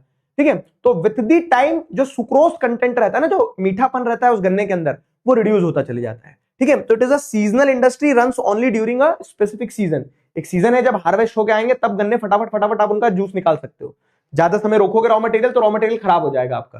ठीक है, तो therefore it is suited to cooperative sector. क्यों? क्योंकि जैसे हार्वेस्ट हो गया है, सारे किसान अपने गन्ने लाए, सारे किसान अपने गन्ने से जूस निकाले, और क्या हो, सबको अपने अपने पैसे मिले। कोई भी इंडस्ट्री ऐसे चली नहीं सकती है जिसमें साल भर रॉ मटेरियल आएगा ही नहीं। तो जब रॉ मटेरियल आए तब एक साथ सब अपना अपना रॉ मटेरियल ले आए और फ्री हो। तो seasonal industry it is therefore suited best to the cooperative sector. India जो है सेकंड लार्जेस्ट प्रोड्यूसर है शुगर का, फर्स्ट इन गुड़ जो जैगरी बनती है। ठीक है, खंडसारी वगैरह ये सब प्रोड्यूस होते हैं। मेजर स्टेट जो है जो प्रोड्यूस करते हैं शुगर केन या शुगर इंडस्ट्री जहां है, तो यूपी, बिहार, महाराष्ट्र, कर्नाटका, तमिलनाडु, ठीक है, आंध्र प्रदेश, गुजरात, पंजाब, हरियाणा, मध्य प्रदेश है। और 60% मिल्स जो है हमारे देश में वो उत्तर प्रदेश और बिहार में है। उत्तर प्रदेश, बिहार में बहुत ज्यादा शुगर केन प्रोडक्शन होता है। लेकिन विद टाइम आपको क्या देखने को मिल रहा है कि जो शुगर केन इंडस्ट्रीज है ना, वो साउथ की तरफ शिफ्ट हो रही है। मतलब महाराष्ट्र और कर्नाटका वाले एरियाज में, सदर्न स्टेट्स में शुगर केन की इंडस्ट्रीज जो है, शुगर इंडस्ट्रीज जो है, शुगर केन की इंडस्ट्री नहीं, बेसिकली शुगर इंडस्ट्री जो है वो महाराष्ट्र, कर्नाटका में शिफ्ट हो रही है। क्यों हो रही है? तो उसके पीछे का कारण है because due to the higher sucrose content, cooler climate, longer crushing season and stronger cooperatives. मैं समझा रहा हूं आपको। जैसे ये गन्ना है, अब इस गन्ने को मैंने क्या करके रखा, भर धूप में रख दिया और एक जगह रखा जहां क्लाइमेट थोड़ा प्लीजेंट है वहां रख दिया।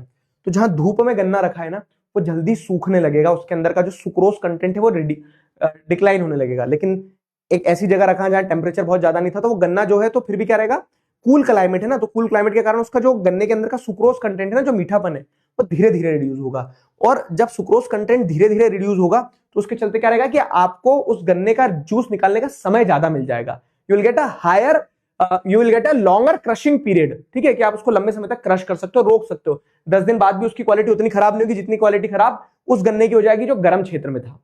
तो अब यूपी और बिहार ऐसे क्षेत्र है जहां पे गर्मी ज्यादा है, लेकिन आप सदर्न स्टेट्स में जाओगे तो वहां पे क्या है कि लॉन्गर क्रशिंग पीरियड मिल जाएगा आपको, क्योंकि कूलर क्लाइमेट। समझ में आया? तो यहाँ पे वही बताया गया कि most of the industries are shifting towards Maharashtra and southern states. क्यों? Due to the higher sucrose content in the cane, जो गन्ना आया उसके अंदर सुक्रोज कंटेंट ज्यादा भी है, कूल क्लाइमेट है तो लॉन्गर क्रशिंग सीजन मिल जाएगा आपको। और महाराष्ट्र और साउथ इंडिया में कोऑपरेटिव्स भी स्ट्रांग है और कोऑपरेटिव्स बेटर तरीके से शुगर इंडस्ट्री चला सकते हैं। तो ये कॉटन टेक्सटाइल, जूट टेक्सटाइल और शुगर इंडस्ट्री, क्या ये क्लियर है? बताओ।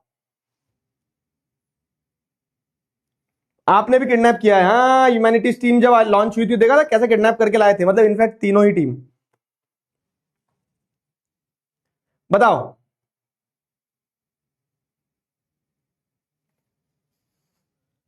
गन्ने का जूस 20 रुपए, बड़ा गिलास, बस वही वही याद रखना है। पूरा पढ़ाया, इतना पढ़ाया, उसमें से सिर्फ अगर कुछ ध्यान रहा तो वही ध्यान रहा, गन्ने का जूस 20 रुपए गिलास, ये ध्यान रहेगा तुम्हें। वेरी गुड क्वेश्चन यार, वेरी गुड क्वेश्चन सौम्य रंजन, कि सदर्न पार्ट तो इक्वेटर के पास है तो वहां कूल कैसे होगा? बहुत बढ़िया सवाल। लेकिन बाबू समझो, मैंने आपको क्या बताया कि एक 9th क्लास में मैंने कॉन्टिनेंटैलिटी वाली चीज पढ़ी थी।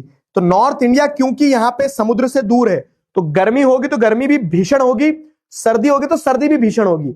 लेकिन साउथ इंडिया जो कि कोस्टल एरिया के बाजू में है तो यहां पे एक्सट्रीम्स में टेम्परेचर नहीं जाएगा। गर्मी में भी गर्मी उतनी नहीं लगेगी, सर्दी में भी सर्दी उतनी नहीं लगेगी, तो कांस्टेंट टेम्परेचर रहेगा, जो कि जनरली एक कह सकते हैं जो कि जनरली क्या रहता है, जो कि जनरली एक कूलर क्लाइमेट रहता है when compared to the summers of northern India.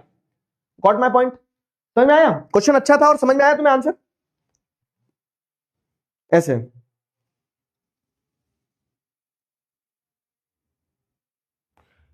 ठीक है,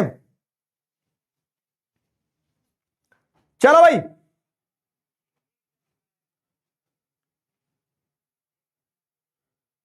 मैं बिहार में, लेकिन आज तक मैंने शुगर केन वाली मिल नहीं देखी। कौन से बिहार में हो तुम? Bihar is not a state, Bihar is a state of mind, ठीक है? तो तुम्हें वो शुगर केन मिल देखने के लिए दिमाग से बिहारी बनना पड़ेगा बच्चे। तो है, मतलब ऐसा नहीं है, यूजुअली क्या होता है जहां शुगर केन प्रोड्यूसिंग एरियाज रहते हैं, ठीक है, शहर में थोड़ी ना, तो छत पे करने थोड़ी ना प्रोड्यूस हो रहे होंगे, खेतों में जाओ। अब जैसे आप इंटीरियर्स में अगर घूमोगे उत्तर प्रदेश में, बिहार में, बाय रोड घूमोगे तो आपको समझ में आएगा कि खेतों में गन्ने गन्ने लगे वहां, ठीक है?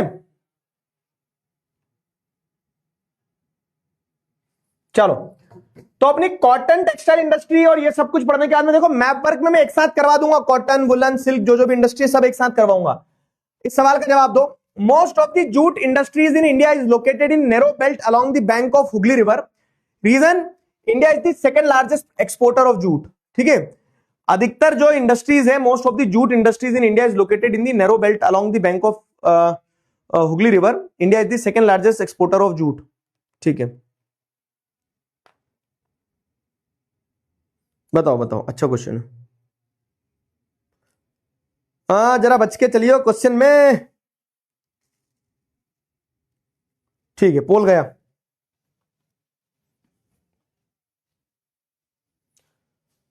अंश आनंद, ऑल इंडिया रैंक 1 शिवा पाल, ठीक है बाबू, ऑल द बेस्ट। हर्षु, प्रिया, ऋषिका, तन्मय, दीक्षा, वैभव, खुशबू और वैष्णवी, सारे बच्चों के लिए तालियां बजा दी जाए जरा एक बार जोरदार।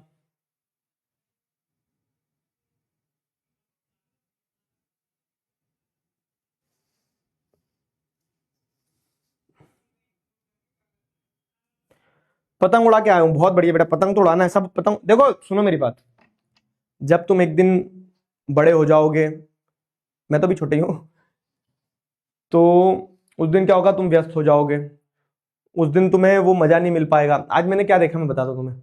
आज मैं रोड पे से निकल रहा था एक जगह से, तो जब मैं मतलब घर आ रहा था अपने, तो वहां पे ना कुछ बच्चे जो थे, तो वो हाथ में किसी के हाथ में एक लकड़ी थी, किसी के हाथ में से एक फंसा बना हुआ था, मतलब पौधे का वो, और वो आसमान की तरफ देख रहे थे और दौड़ लगा रहे थे बहुत तेजी से, ठीक है। और मुझे एकदम ऐसा नॉस्टैल्जिया हुआ, ऐसा नॉस्टैल्जिया हुआ, ठीक है, कि मैं भी ऐसे ही करता था जब छोटा था। मुझे नहीं पता तुम लोगों ने किया नहीं किया, लेकिन आज कर लो, क्योंकि बड़े हो जाओगे तो नहीं कर पाओगे भाऊ, ठीक है। तो पतंग लूट रहे हैं बच्चे, ठीक है, पतंग लूट रहे हैं, दौड़ लगा रहे हैं रोड पे, एक दूसरे के छत पे से इधर के उधर लांगते हैं, गिरते हैं, पड़ते हैं, हंसते हैं, लड़ते हैं।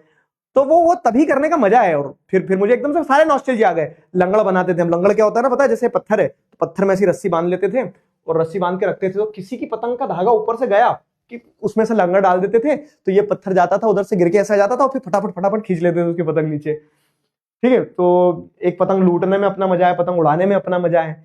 तो ये मजे करने का समय आज है। क्या लगे हुए मैन्युफैक्चरिंग इंडस्ट्रीज के चक्कर में बैकलॉग बन रहा है, बैकलॉग बन रहा है, तो बाद में पढ़ लेना, लेकिन मस्ती और फन जो है अपने जीवन का, वो मरने मत देना, ठीक है। 10वीं है, 10वीं में जान मत फूक देना अपनी। मैं हमेशा से कहता हूं कि रोज पढ़ना है, थोड़ा थोड़ा पढ़ना है, कंसिस्टेंसी जरूरी है, लेकिन अपने साथ साथ में उस जीवन को एंजॉय भी करना, ठीक है। You may find this conversation opposite from what I always say कि पढ़ो पढ़ो पढ़ो, लेकिन मैं वही कह रहा हूं कि जो करो ना शिद्दत से करो। पढ़ना तो वो भी खूब दिल लगा के पढ़ लेना, और मस्ती करना तो खूब दिल लगा के मस्ती कर लेना एकदम, ठीक है। क्योंकि यूनिवर्स है ना, जो universe, it do not respond to the half hearted please. अगर आप अर्ध मन से, आधे मन से कुछ भी करोगे ना, तो ना पढ़ पाओगे दिल लगा के, और ना मस्ती कर पाओगे दिल लगा के। जो भी करो दिल लगा के कर लेना, ठीक है, रच के कर लेना, जिसको कहते हैं ना।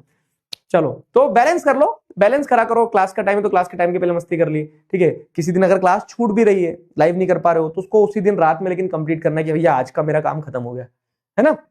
चलो,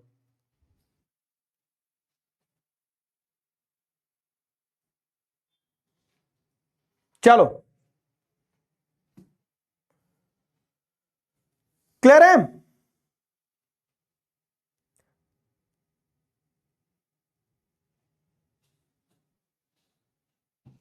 सर आप तो गांधी जी के साथ उड़ाते थे ना पतंग। अबे क्या बात कर रहे हो? टीपू सुल्तान और हम दोनों साथ पतंगबाजी करते थे। गांधी जी तो, हम जब पतंग उड़ा रहे थे तो गांधी जी तब क्या थे, तब तो छोटे थे बहुत। तुम जो कह रहे हो ना, तब तो उनको आती नहीं थी। तो फिर टीपू सुल्तान और हम उस समय से उड़ा रहा हूं मैं। गांधी जी तो तुम अभी नई नई बात बोल रहे हो। वो तो जब मैंने रिटायरमेंट ले लिया था उसके बाद उन्होंने पतंग उड़ाना शुरू करी थी। क्या बात करते हो? चलो भाई, क्लियर है? आगे बढ़े। तो इसका राइट आंसर क्या है ना बाबू? देखो, असर्शन भी सही है, रीजन भी सही है, both and R are, true R is not the correct explanation. But क्योंकि क्या है ना, लोकेटेड क्यों है हुगली बेसिन के पास, रिवर के बाजू में? क्योंकि वहां फैक्टर्स उसके लिए फेवरेबल है, ठीक है। ये वाला रीजन अपने आप में सही है, but reason is not correctly explaining the assertion. समझ में आया? तो असर्शन रीजन दोनों सही है, but reason is not correctly explaining the assertion.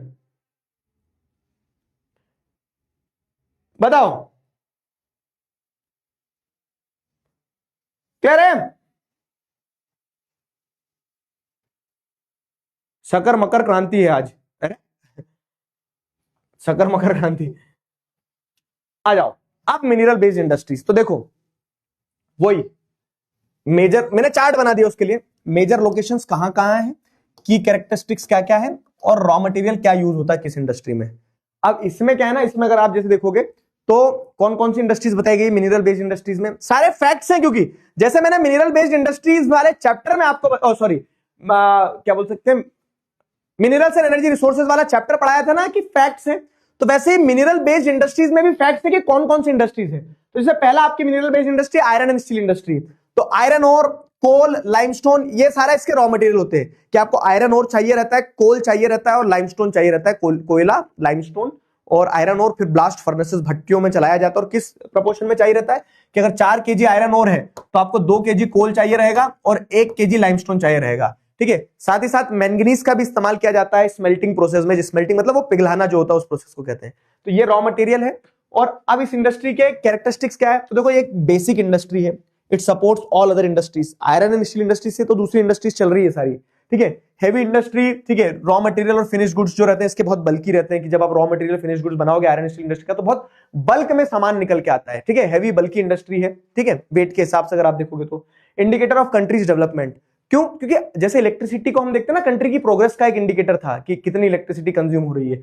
लोग रोटी के साथ लगा के नहीं खाएंगे ना इलेक्ट्रिसिटी, इलेक्ट्रिसिटी मतलब कुछ डेवलपमेंट ही हो रहा है। तो वैसे आयरन एंड स्टील भी लोग कच्चा नहीं खाएंगे आयरन एंड स्टील को। अगर किसी कंट्री में आयरन एंड स्टील का प्रोडक्शन ज्यादा हो रहा है तो मतलब वो कंट्री डेवलप कर रही है, ठीक है। Needs efficient transport for raw material and distribution. Iron and steel industries को अगर आपको ग्रो करना है तो आपको ये चीज समझना होगी कि ट्रांसपोर्टेशन बेस्ड इंडस्ट्री है, रॉ मटेरियल यहां से लाना है, फिनिश प्रोडक्ट वहां से ले जाना है, तो प्रॉपर ट्रांसपोर्टेशन और ये सारी चीजें जरूरी होती है, ठीक है। प्रॉपर ट्रांसपोर्टेशन वगैरह ये सारी चीजें जरूरी होती है, ये की कैरेक्टरिस्टिक्स हो गई। तो ये चार्ट की मदद से आप फट से रिवाइज कर लोगे कौन सी इंडस्ट्री में क्या पॉइंट आ सकते हैं। मेजर प्रोड्यूसर छोटा नागपुर प्लेट्यू, क्वेश्चन पूछा जा सकता है लोकलाइजेशन पे, तो आप बताना छोटा नागपुर प्लेट्यू के आसपास क्या है, रॉ मटेरियल मिल जाता है, चीप मार्केट मिल जाता है, ट्रांसपोर्टेशन फैसिलिटीज है, यही सारे पॉइंट्स लोकलाइजेशन वाले पॉइंट में जाएंगे, है ना। तो ये आयरन एंड स्टील इंडस्ट्री होगी। क्वेश्चन कैसा भी बन सकता है कि क्यों छोटा नागपुर प्लेट्यू में लोकलाइज्ड है, आयरन एंड स्टील इंडस्ट्री क्यों एक प्रोमिनेंट रोल प्ले करती है, कंट्री का डेवलपमेंट कैसे दर्शाती है। अगला आ जाओ एल्यूमिनियम इंडस्ट्री। एल्यूमिनियम इंडस्ट्री में बॉक्साइट जो होता है ना वो उसका रॉ मटेरियल है, ध्यान है बॉक्साइट। अच्छा एक सवाल पूछता हूं, चलो बताओ कितने बच्चों को ध्यान है। अपने देखा था various forms of modes of occurrence of minerals, minerals अलग अलग मोड्स में आपको देखने को मिल सकते हैं। तो बॉक्साइट जो है किस मोड ऑफ अकरेंस में आएगा, कैसे मिलता है, बताओ बताओ।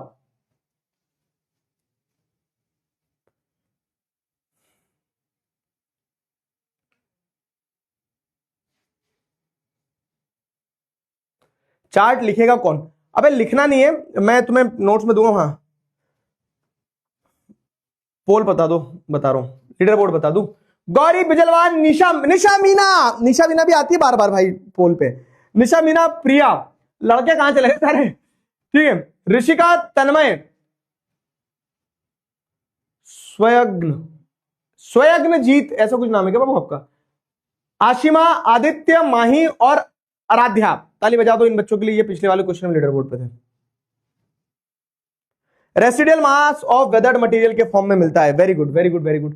तो एल्यूमिनियम इंडस्ट्री की अगर हम बात करें तो बॉक्साइट उसका रॉ मटेरियल है। अब एल्यूमिनियम की वही विशेषता है कि लाइट मेटल है, कोरोजन रेजिस्टेंट होता है, जंग नहीं लगती इसमें, मिलेबल है, कूट कूट के उसकी शीट बना दो, डक्टाइल है, उसके तार बना दो, ठीक है।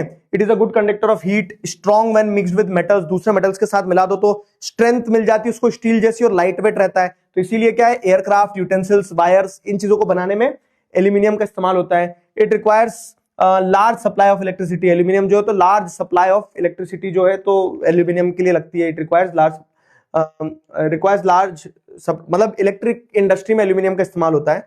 6 से 4 टन ऑफ बॉक्साइट को अगर इस्तेमाल करोगे, देखो बॉक्साइट रॉ मटेरियल है, बॉक्साइट को प्रोसेस करते तो आपको उससे एल्यूमिना निकलेगा, 2 टन का एल्यूमिना निकलेगा, और एल्यूमिना को और प्रोसेस करोगे तो आपको एल्यूमिनियम मिलेगा 1 टन का, ठीक है। तो ये हो गया कि 6 से 4 टन का आप बॉक्साइट लेके आओ, उसको प्रोसेस करो, 2 टन का एल्यूमिना मिलेगा, और 2 टन के एल्यूमिना को प्रोसेस करो तो 1 टन का एल्यूमिनियम मिल जाएगा आपको, ठीक है। 1 टन का आपको एल्यूमिनियम मिल जाएगा। तो ये हो गया एल्यूमिनियम स्मेल्टिंग इंडस्ट्री की कहानी, ठीक है। अब कहां है, तो ओडिशा, जैसे आप देखेंगे बॉक्साइट का लार्जेस्ट प्रोड्यूसर है, तो Odisha, West Bengal, Kerala, Uttar Pradesh, Chhattisgarh, Maharashtra, Tamil Nadu, these are the major locations of aluminium smelting industries, ठीक है। एल्यूमिनियम स्मेल्टिंग इंडस्ट्रीज की मेजर लोकेशंस होगी। आगे बढ़ते हैं, केमिकल इंडस्ट्री। अब केमिकल इंडस्ट्री पे आ जाओ, तो केमिकल इंडस्ट्री की अगर हम बात करें तो जैसे इनऑर्गेनिक और ऑर्गेनिक 2 तरह की केमिकल इंडस्ट्रीज होती हैं, ठीक है। तो chemicals such as sulphuric acid, nitric acid, petrochemicals, ये सारे इसके रॉ मटेरियल हैं। अब ये इंडस्ट्रीज क्या करती है, ये इंडस्ट्रीज जो है केमिकल इंडस्ट्रीज की बात करें तो one of the fastest growing and diversified sector. अब क्या होता है ना, 2 केमिकल मिला के ही तीसरा केमिकल मिलेगा, बनेगा। तो केमिकल इंडस्ट्रीज, मैं अगर एक केमिकल यूज कर रहा हूं तो मुझे केमिकल ए और बी चाहिए, और तो मैं सी केमिकल में डील करता हूं, तो मैं ए और बी से ही रॉ मटेरियल लूंगा। तो ये इंडस्ट्री खुद की ही लार्जेस्ट कंज्यूमर होती है, ठीक है। एक इंडस्ट्री दूसरी इंडस्ट्री से ही सामान लेती रहती है, ठीक। तो largest consumer of its own product, organic chemical plants located near refineries. और अधिकतर जो ऑर्गेनिक केमिकल इंडस्ट्रीज है, मतलब जो पेट्रोकेमिकल्स वगैरह, जो नेचर से केमिकल्स मिल रहे हैं, तो वो नेचर से केमिकल्स जो मिल रहे हैं जैसे पेट्रोकेमिकल्स वगैरह है, तो वो ऑर्गेनिक केमिकल्स हैं। तो वो अधिकतर ऑर्गेनिक केमिकल इंडस्ट्रीज वो रिफाइनरीज के आसपास ही होती है, जहां पे रिफाइनरीज होंगी वहीं पे आपको ये केमिकल इंडस्ट्रीज मिल जाएंगी, ठीक है। केमिकल इंडस्ट्रीज मल्टीपल जगह पे यूज होती है, जैसे plastics, paints, fibres, drugs, fertilisers. Location देखें तो दिल्ली, गुड़गांव, मुंबई, पुणे, चेन्नई, कोलकाता, बेंगलुरु, ये हो गया केमिकल इंडस्ट्रीज।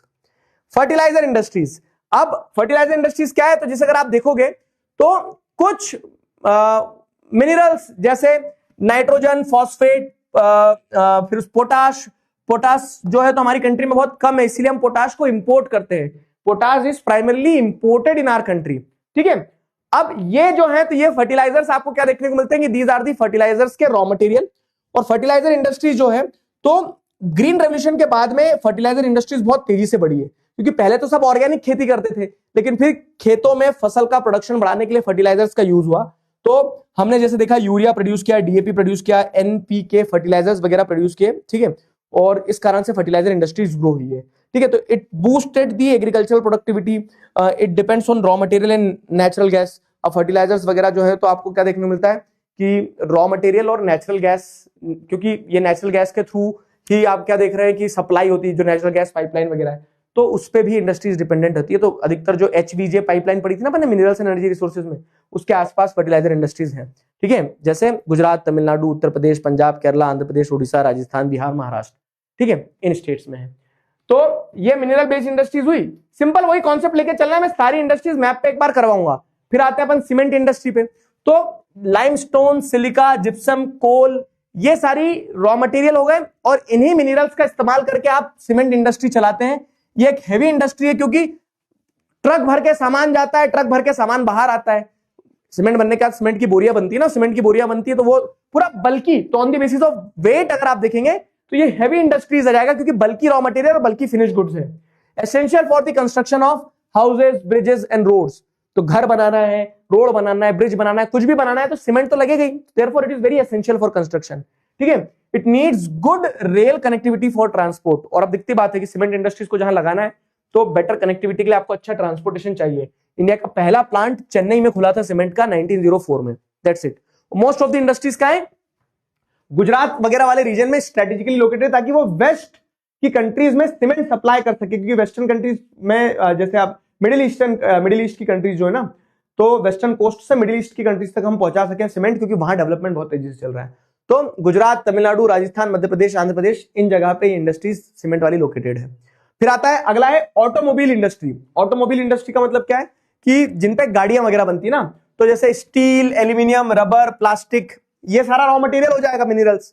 ठीक है, अब इस इंडस्ट्री में car, buses, trucks, two wheelers, three wheelers, ये सब प्रोड्यूस होते हैं। और 1990s के बाद में जब हमने हमारी इकोनॉमी को लिबरलाइज किया, ग्लोबलाइजेशन चैप्टर से लिबरलाइजेशन ध्यान आया, तो जब हमने हमारी इकोनॉमी को ओपन अप किया, तब बहुत सारी इंडस्ट्रीज, तब बहुत अलग अलग प्रकार के ऑटोमोबाइल व्हीकल्स जो हमारी कंट्री में आना शुरू हुए। ठीक है, और ये ऑटोमोबाइल व्हीकल जो है तो हमारी कंट्री में जब आना चालू हुए, तो इससे हमारी कंट्री में आपको क्या देखने को मिलता है कि एक तरह से बूस्ट देखने को मिला ऑटोमोबाइल प्रोडक्शन में। ठीक है, it depends on modern technology and skilled labour. जितनी टेक्नोलॉजी अच्छी होगी उतना ज्यादा बेटर इंडस्ट्री ग्रो करेगी। It encourages many supporting industries. अब जैसे क्या है, इलेक्ट्रॉनिक गाड़ियों में आजकल लाइट्स वगैरह लग रहे हैं, तो इलेक्ट्रॉनिक इंडस्ट्रीज जो है वो उनको भी सपोर्ट करती है। तो एक इंडस्ट्री अपने साथ में क्या होता है ना, नोडल इंडस्ट्री, जैसे अपन देखते हैं पेट्रोकेमिकल इंडस्ट्रीज को नोडल इंडस्ट्री कहा जाता है, क्योंकि वो दूसरी इंडस्ट्रीज को भी जोड़ती है अपने साथ। ठीक है, तो वैसे ही ऑटोमोबाइल इंडस्ट्री भी दूसरी इंडस्ट्रीज, सपोर्टिंग इंडस्ट्रीज को मदद करती है। कहां कहां है तो दिल्ली, गुड़गांव, पुणे, मुंबई, चेन्नई, कोलकाता, हैदराबाद, बेंगलुरु, ये हो गया। आईटी एंड इलेक्ट्रॉनिक इंडस्ट्रीज की अगर हम बात करें, आईटी एंड इलेक्ट्रॉनिक इंडस्ट्रीज की बात करें तो जैसे सिलिकॉन, मेटल्स, इलेक्ट्रॉनिक कंपोनेंट्स, ये इसके रॉ मटेरियल हो जाएंगे। क्या बनता है तो जैसे आप देखोगे तो जैसे जैसे इलेक्ट्रॉनिक प्रोडक्ट्स बढ़ते चले गए, जैसे टीवी, कंप्यूटर, टेलीकॉम इक्विपमेंट्स, ठीक है, तो ये एक फास्ट ग्रोइंग मॉडर्न इंडस्ट्री है। मेजर सोर्स ऑफ एम्प्लॉयमेंट, बहुत सारी विमेन को यहाँ एम्प्लॉयमेंट मिलता है। और जैसे जैसे कंट्री में हार्डवेयर, सॉफ्टवेयर का प्रोडक्शन बढ़ता चले गया, तो ये कंट्री का एक कमाऊ बेटा है। कौन सी? आईटी और इलेक्ट्रॉनिक इंडस्ट्रीज। ठीक है, बेंगलुरु जो है, जिसको electronic capital of IT hub of India भी कहा जाता है, नोएडा, मुंबई, चेन्नई, हैदराबाद, पुणे, ये मेजर प्रोड्यूसिंग एरियाज है आईटी इंडस्ट्रीज के। अब क्या है ना, इस पार्ट से आपका फैक्ट्स में 1 नंबर 2 नंबर के क्वेश्चन बनते हैं, थ्योरी क्वेश्चन कम आएंगे। मैप वर्क का 1 नंबर का पक्का आना है यहां से। ठीक है, मैप वर्क का 1 नंबर का पक्का आना है। तो मैप वर्क जो है वो तुम्हें करवाऊंगा एक साथ पूरा कल, सारे चैप्टर्स का। आप कोई डाउट हो अगर इस चार्ट में तो वो पूछ सकते हो आप। Which of the following statement are feature of aluminium smelting? बताओ। Large supply of electricity, aluminium is produced directly from bauxite, it is widely used in aircraft manufacturing. बताओ बताओ बताओ बताओ।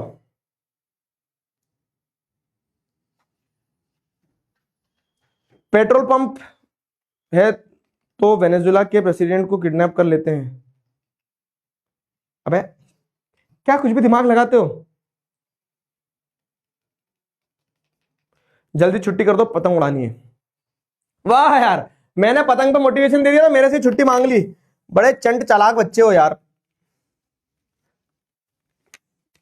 पतंग कितनी, मतलब मुझे ना कुछ कुछ चीजों को देख के बड़ी फिलॉसफी आती है, कुछ कुछ चीजों को देख के बड़ी फिलॉसफी आती है। तो उन कुछ कुछ चीजों में एक चीज पतंग भी है।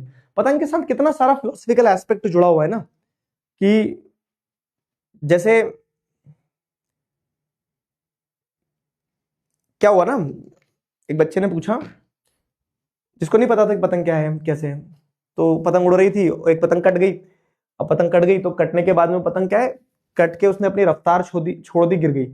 तो उस बच्चे ने अपने पापा से पूछा कि पतंग तो खराब हो गई, लेकिन पापा ने क्या बोला कि कट जाने से पतंग खराब थोड़ी ना हो गई है, उसका अस्तित्व थोड़ी ना खत्म हो गया, पतंग अभी भी पतंग है।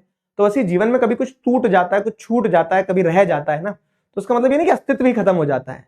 उस पतंग को कोई बच्चा वापस उठाएगा, लूट के लाएगा, उस पतंग में धागा बांध के फिर उड़ाएगा और पतंग फिर उड़ेगी। तो उस पतंग का कट जाना यानी कि जीवन का खत्म हो जाना नहीं होता है, वो एक सेटबैक है। And your comeback should be stronger than your setbacks. Simple है ना। पतंग में कितनी फिलॉसफी है। जैसे लोग कहते हैं ना कि पतंग बंधी हुई है, लेकिन वो पतंग का बंधना ही आजाद होना है। अगर धागा नहीं होता उस पतंग में तो उस पतंग को शायद उड़ान नहीं मिलती है। तो एक चश्मे से देखोगे तो पतंग आपको बंधी हुई लग रही है कि यार धागे से बंधी है, लेकिन वो पतंग धागे से बंधी है, इसीलिए वो पतंग उड़ रही है। And here comes the role of discipline. तो डिसिप्लिन भी कुछ ऐसे ही होता है कि सुबह 5 बजे उठना बंधा हुआ लगता है यार कि क्यों 5 बजे उठना है, लेकिन आप वो 5 बजे उठ रहे हो क्योंकि उसी कारण से आप क्या कर पा रहे हो, बेटर कर पाओगे। समझ में आ रहा है। तो एट टाइम्स डिसिप्लिन जो है वो पतंग के धागे की तरह लगेगा, लेकिन वो धागा ही है जो पतंग को उड़ान दे रहा है। तो डिसिप्लिन ही है जो लगेगा जरूर कि हम डिसिप्लिन में बंधे हैं, लेकिन डिसिप्लिन में बंधे रहना ही सबसे बड़ी आजादी है कि नहीं। तो मुझे पतंग, मैं सोचता हूं कभी कभी पतंग के बारे में सोचता हूं, मुझे बहुत सारे पर्सपेक्टिव समझ में आते हैं लाइफ के। वैसे ही नदी के बारे में सोचता हूं तो भी मुझे बहुत पर्सपेक्टिव समझ में आते हैं। तो नेचर में पता है, नेचर में सबसे नेचर से अच्छा कोई टीचर नहीं है मेरे दोस्त। नेचर में बहुत कुछ है।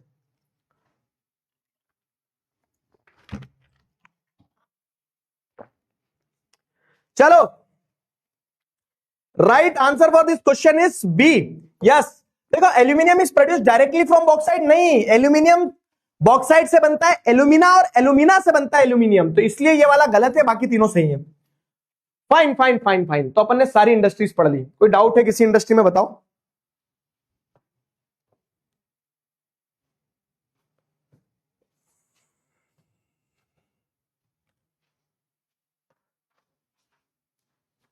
अब फोर्थ वाला कहां राइट है?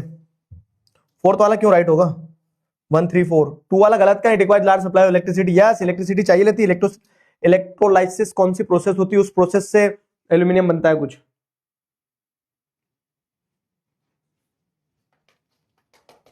जैसे एक बच्चा लिख रहा है सर, एक फिलॉसफी मेरी भी है कि धागा ही धागे को काटता है। ये भी एक फैक्ट है कि दो पतंगे जब लड़ती हैं तो उन्हें नहीं पता कि उन दोनों पतंग के धागे सेम है, लेकिन दोनों ही एक दूसरे को काट रहे हैं। कभी कभी पतंगबाजी करेंगे, आ जाओ, पतंगबाजी क्रॉस ओवर फिलोसॉफी बाजी ठीक है। एज ऑफ रेवोल्यूशन,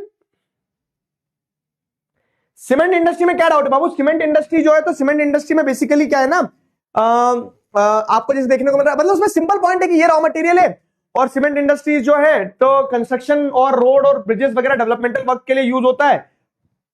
हमारी कंट्री से बहुत सारा सीमेंट हम एक्सपोर्ट भी करते हैं मिडिल ईस्ट की कंट्रीज को। दैट्स इट, फैक्ट्स हैं बहुत सारे। अब देखो क्या है, industrial pollution and environmental degradation. तो इंडस्ट्रीज अलग अलग तरह से क्या करती है, एनवायरमेंट को पॉल्यूट करती है। तो इंडस्ट्रीज के कारण जो पॉल्यूशन होता है उससे एनवायरमेंट का डिग्रेडेशन होता है। जैसे सारे पॉल्यूशन आपने पढ़ रखे हैं बचपन से। एयर पॉल्यूशन, तो जब इंडस्ट्रीज धुआं निकालती है तो उससे क्या होता है, high proportion of undesirable gases जैसे SO2, CO2, ठीक है, ये सब एटमॉस्फेयर में रिलीज होते हैं।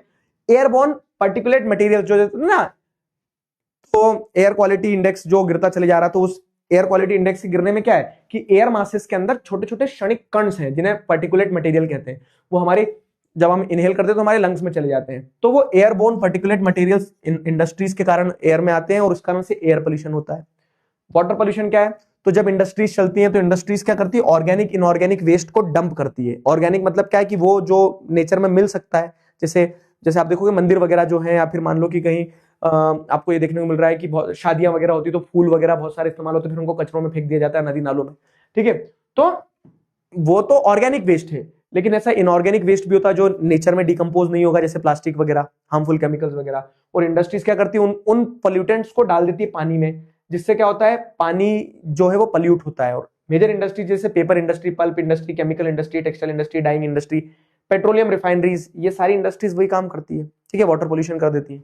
फिर थर्मल पोल्यूशन क्या है, तो जैसे अगर आप देखोगे तो ये मैंने पूरा डायग्राम के साथ लगाया है, तो आप जैसे देखोगे तो जो न्यूक्लियर पावर प्लांट है या फिर कोई इंडस्ट्रीज है जो गर्म पानी अपना डाल देती है किसमें, नदी वगैरह में, तो वो पानी जो है, ठीक है, तो जब hot water from the factories and thermal power plant is drained into reverse, ठीक है, तो ये हॉट वाटर को जब आप नदियों में डाल देते हो बिफोर कूलिंग, बिना ठंडा करे जब डाल देते हो, तो इससे क्या होता है, इससे आप वो नदी का पानी खराब करते हो, वहां की जो पानी के अंदर जो ऑक्सीजन लेवल है वो गिर जाएगा, एक्वेटिक लाइफ को हार्म होगा, वहां का एक्वेटिक इकोसिस्टम डिस्टर्ब हो जाएगा, ठीक है। तो इस तरह से पूरा थर्मल पोल्यूशन होता है कि पानी का जब टेम्परेचर बढ़ रहा है तो वो थर्मल पोल्यूशन है, ठीक है।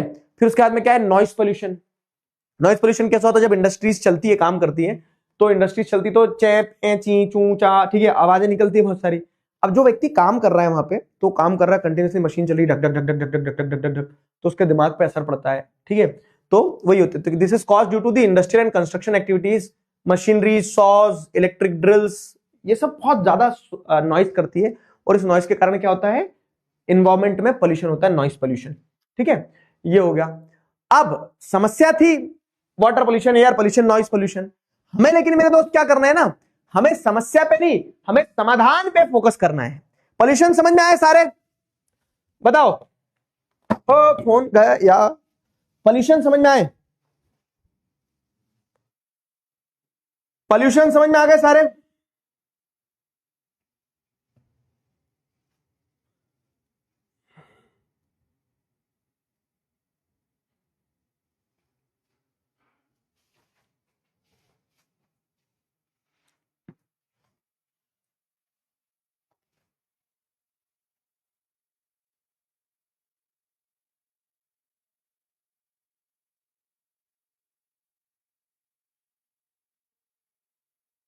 यस। अब पोल्यूशन समझ में आया तो सोल्यूशन देख लो, वाह वाह वाह, ठीक है।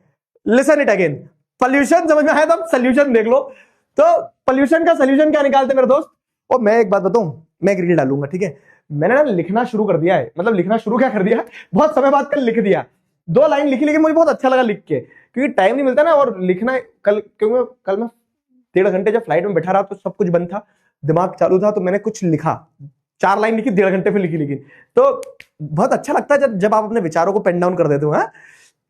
तो वो कब, फिर मैंने वही लाइन बोलने गया तो भूल गया एक बार तो बुक फेयर में, फिर मैंने देख के पढ़ के बोली वाली लाइन, ठीक है। तो मैं वो देखता हूँ वाली क्लिप्स मिलती है ना, तो I will send a reel to you people, 4 शब्द हो जाए, इरशाद कर दे रहा तुम उसमें, ठीक है, यानी सुनाऊंगा क्लास में, तुम रील में देखना। तो control of environmental degradation, control of environmental degradation, तो पोल्यूशन, इंडस्ट्रियल पोल्यूशन के कारण जो इन्वायरमेंट का डिग्रेडेशन हो रहा है, तो उसको कंट्रोल कैसे किया जाए। तो सबसे पहले वाटर पोल्यूशन की अगर बात करें, तो आपको सबसे पहले क्या है कि जो वाटर का यूज हो रहा है उसको रिड्यूस करना पड़ेगा। कैसे? By processing and reusing of water, reuse करो, रिसाइकल करो, water harvesting, rain water harvesting होना चाहिए। हॉट वाटर को ट्रीट करो प्रॉपर, उसको घुमा घुमा के ठंडा कर दो, ठीक है, बिफोर रिलीजिंग। तो हॉट वाटर को आप कहीं पानी वानी में रिलीज करो, उससे पहले उसको क्या कर दो, घुमा घुमा के ठंडा कर दो, ठीक। तो ये हो गया, इस तरह से ऐसे हॉट वाटर ट्रीटमेंट प्लांट्स वगैरह बना दो, है ना। तो वाटर पोल्यूशन को ऐसे कंट्रोल किया जा सकता है। एयर पोल्यूशन को कंट्रोल करने के लिए आप क्या कर सकते हो कि reducing particulate material through fitting smoke stacks. Smoke stacks मतलब क्या है कि वो पॉल्यूटेड एयर को ऊपर निकालो, जैसे चिमनियां लगी रहती है ना इंडस्ट्रीज में, ऊपर ऊपर चिमनी, वो चिमनी ऊपर क्यों लगाते पता है? ताकि जो वेस्ट है ना, जो धुआं है, तो अगर वो धुआं नीचे ही छोड़ देंगे तो वो तो वहीं नीचे नीचे लोगों की सांस में दिक्कत आएगी, तो उसको ऊपर आसमान में ले जाके छोड़ो ताकि वो नीचे सेटल ना हो, ठीक है। तो ऐसे स्मोक स्टैक्स लगाओ एयर पोल्यूशन के लिए। इलेक्ट्रोस्टैटिक प्रेसिपिटेटर लगाओ। इलेक्ट्रोस्टैटिक प्रेसिपिटेटर क्या होते हैं देखो, कि यहां से अगर धुआं निकलेगा और ये पूरा इलेक्ट्रिकली चार्ज्ड वो रहेगा, तो इसके अंदर से जब ये इलेक्ट्रिकली चार्ज एरिया है, यहां से जब धुआं निकलेगा तो इलेक्ट्रिसिटी के उसके कारण, मतलब कह सकते हैं ना, इलेक्ट्रिकली चार्ज जोन के कारण उस धुएं के अंदर जितने भी पॉल्यूटेंट्स हैं वो सब वहीं इलेक्ट्रिकली चार्ज जो रहेंगे तो वहीं के वहीं अटक जाएंगे और सिर्फ धुआं धुआं बाहर निकल जाएगा, ठीक है। तो ऐसे इलेक्ट्रोस्टैटिक प्रेसिपिटेटर्स लगाओ। फैब्रिक फिल्टर्स, फैब्रिक फिल्टर्स मतलब क्या है कि कपड़ा लगा दिया जाए, जैसे कपड़ा लगा दिया फैब्रिक, ठीक है, ये फैब्रिक बैग्स लगा दिए इन स्मोक स्टैक्स के अंदर, फैब्रिक फिल्टर्स लगा दिए। अब क्या होगा कि जब गैस आएगी तो उस गैस के अंदर जो पार्टिकल्स हैं वो कपड़े के कारण, जैसे मम्मियां पानी छानने के लिए कपड़ा लगा लेती है ना छन्नी, तो वैसे ही हवा छानने के लिए आप कपड़े का इस्तेमाल करो तो कपड़े के कारण क्या होगा, क्लीन एयर आउट हो जाएगी और जो पार्टिकल्स हैं वो पार्टिकल्स अंदर ही रह जाएंगे। तो ऐसे क्या कह सकते हो आप इसको, फैब्रिक फिल्टर्स लगा सकते हो। स्क्रबर्स क्या होते हैं, स्क्रबर्स जैसे अगर आप देखोगे ना तो वेट स्क्रबर में क्या होता है कि यहां से अगर आप जिस देख रहे हो तो हवा आएगी, और हवा जब यहां से आएगी, ठीक है, और यहां पे पानी रहेगा, मॉइस्चर रहेगा, तो वो पानी तो वापस बाहर निकाल लेंगे, अपन डिस्चार्ज कर देंगे, लेकिन जब वो हवा मॉइस्चर वाले एरिया में से जाएगी तो हवा के अंदर जो कण रहते हैं ना, तो उन पार्टिकल के अराउंड मॉइस्चर बैठेगा तो वो ड्रॉप बन के नीचे टपक से गिर जाएंगे और आउटलेट में से सिर्फ खाली हवा हवा निकलेगी और हवा के अंदर जो कण थे, ठीक है। स्क्रबर्स के कारण क्या है कि आपने वो, जैसे ये एटमॉस्फेयर है, इस एटमॉस्फेयर में जैसे जैसे मॉइस्चर बनेगा ना, तो मॉइस्चर बढ़ने के कारण क्या होगा कि यहाँ पे अगर मान लो कोई छोटे छोटे पार्टिकल्स उड़ रहे हैं तो उन पार्टिकल्स के अराउंड मॉइस्चर बैठेगा, मॉइस्चर बैठते जाएगा बैठते जाएगा बैठते जाएगा, और वो मॉइस्चर पार्टिकल्स के अराउंड बैठेगा तो वो पार्टिकल एक ड्रॉप बन के टप से नीचे गिर जाएगा। तो वही होता है कि जब आप हवा को निकाल रहे हो और हवा के अंदर पार्टिकल्स है, उन पार्टिकल्स के अराउंड मॉइस्चर बैठेंगे और मॉइस्चर टप टप करके पानी की तरह कलेक्ट हो जाएंगे, गंदे पानी की तरह, और हवा साफ बन के निकल जाएगी। तो ये होते हैं स्क्रबर्स, ठीक है। इनर्शियल सेपरेटर्स, मतलब हवा को ऐसे घुमा घुमा के निकालो कि जो पार्टिकल्स है उनका पूरा इनर्शिया खत्म हो जाए, इधर उधर टकराते टकराते पार्टिकल नीचे रह जाए और बाहर हवा हवा निकले, ठीक है। तो इनका इस्तेमाल किया जाए एयर पोल्यूशन को चेक करने के लिए। ऑयल और गैस का यूज किया जाए इंस्टेड ऑफ कोल। फिर नॉइस पोल्यूशन को अगर चेक करना है तो उसके लिए आप क्या करो, साइलेंसर्स लगाओ, मशीन्स को रिडिजाइन करो, ठीक है, नॉइस अब्सॉर्बिंग मटेरियल इस्तेमाल करो, जो वर्कर्स वगैरह उनको ईयर प्लग्स वगैरह दे दो ताकि उनकी हेल्थ पे इंपैक्ट ना पड़े, ठीक है। अब क्या है, तो ये सोल्यूशन है ऑफ एनवायरमेंटल डिग्रेडेशन कि आप कैसे एनवायरमेंटल डिग्रेडेशन को बचा सकते हो। क्लियर है? ये एग्जांपल एनसीईआरटी के, बाबू एनसीईआरटी की लाइन एज इट इज, मैं एनसीईआरटी से बाहर नहीं पढ़ाता हूं, एनसीईआरटी अपनी भगवत गीता है।